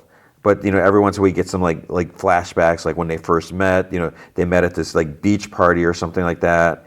And then we start getting some information. It's like, wait, what's going on? And then there's one scene. It's like, wait, does she know them already? Wait, what's happening here? So there's a couple moments where there's a little bit of confusion, and I don't think it was like in error. I think it was. I would like to think that it's in a way to kind of not necessarily throw us off, but it's like, wait, what's going on? And just to really make you kind of think about it and all that. And then you see now. So the idea is. I wouldn't call this a horror movie. It's it does get a little. It is a little suspenseful, kind of a thriller, not really, but there's something else clearly going on. And again, I'm really trying to avoid getting into like the main thing, like what could be the angle of this. So when you see that, then it kind of leaves you with like this weird feeling. It's just like, what is going on? And then just in the fashion of the Bucks night, just things kind of like hit the fan, and it's like because they end up playing like this one game called Paranoia, and that's where like the truths are coming out, and there's like different truths that are coming out as well. So things are getting really tense and awkward, and so it's like, why would you ever play a game like this? Is like just such asking for trouble, and then like all of a sudden they like grab the guy to take him to this like other part, and it's like this other stuff. It's like, wait, what is happening here? It's just like some really weird visuals and stuff going on, and then the way it ends and everything, so there's other stuff that happens. So it's just like, it kind of leaves you with this weird feeling, and I already mentioned that. So I was like, wow, type of thing. And I was like, this was something. So like I said, it's not going to be like my favorite movie of 2025 or even 2023, because I think if that's when it first came out. So it looks like Sydney Film Festival was released on June 11th, 2023, and then there's an Australian festival on July 18th, 2024. But now again, it's being released in theaters, some theaters, select theaters. So it's like the message it is conveying. There is like something here, and it's just like, wow. It's like, oof, and So looking at reception. Many reviewers liken it to the I don't know if this is a spoiler, 1971 classic Australian horror film, Wake and Fright. I haven't heard of that. I definitely haven't seen that. Both films featuring urban professionals in rural locations. and I won't looking into the effects of something, which is not necessarily a spoiler, but yeah. Peter Gray of the AU Review gave the film 5 out of 5. Visceral and feral, and in the trailer, I think like so many people call this feral. It's like feral. This Birdeater blends his typical commentary on separation. I don't want to get into this. I feel like it's spoilery. Intrusive editing and claustrophobic camera shots further highlight Weir and Clark's stronghold on genre execution, resulting in a truly horrific vision that reveals its uncompromising temperament. Let's see. Film Inc. said it's worth $15 Australian, I think, out of a max. I don't know if that's a rating, out of $20. I don't know. Writing, it's not breaking any new ground, but it's suspenseful, effectively disturbing, and for the most part, very well acted. And I totally agree with that. I mean, that's what I would say, where it's not like whoa, this is shattering the genre, like move over, but it is interesting, and I think it is worth watching. And why not support the indie, smaller movies rather than seeing the not that filmmakers, just because they're signed with Universal or Warner Bros. Whatever. It's not like they shouldn't get paid, but it is just kind of weird. So yeah, you should definitely check it out. So I think that's really all there is to say it. I'm glad I did see it. I'm kind of glad that there wasn't anything really that I wanted to see in theaters. But I'm glad I saw this because I think it is interesting to see something smaller and just to see like what other people are capable of doing. Because I'm really impressed with that. Just from the fact that it's not a multi-million-dollar budget, and just it was just kind of cool, even though the movie is just a little like just the way it makes you feel, and not necessarily like in a horrible way. And there's nothing like overly gruesome or anything, but it's just like, wow, check it out. Like I said, look at other reviews or whatever. But I think it's if you want something a little different, why not? Are you going to see Den of Thieves 2 or why not see this? Something with a little more substance, I'm assuming. I dug it. And hopefully you dug this episode, because that is going to be this week's podcast. So big thanks to Andrew Loken. He is a big supporter of the show. You can be a supporter by going to patreon.com/gmanfromheck. Any amount you can commit to will be awesome. If you commit at the Rick Jones tier or higher, you get access to the Secret Podcast from Heck, which is an additional 30 minutes podcast entertainment every single week. And I'm probably this week I'm going to do another issue of Amazing Spider-Man. We got Doc Ock. This is 1967, issue like 53, 54. And this week is Doc Ock is going to meet Aunt May. And you may know where like that kind of leads to, sort of. Which is just kind of weird, and I can't wait to read that again. But if you can't commit to a monthly commitment, you can also help out by going to coffee.com/gmanfromheck. You can buy me a virtual cup of coffee or two. That's ko-fi.com/gmanfromheck. What is going to happen next week? So next week we will do the season 1 finale of Creature Commandos. So yes, that is out. You can watch it. See that. We have the season 2 finale of Silo. We have the season maybe series, the finale of Skeleton Crew. So next episode, I don't know what we're going to have besides Severance. That's going to be interesting. And the movie feature, so I think the movie feature is going to be Wolfman. So I think that's a Blumhouse production. I actually haven't even watched the trailer for that, so I think there is a trailer out there now, and I'm kind of debating. So we'll see about that. There's always a possibility of Last Showgirl, but maybe not. We'll see. I hope you are doing well. I hope your new year, your 2025, is going really well, really cool. Hope you're doing fun things. Hope you're taking care of yourself, and I hope you remember, be good to each other.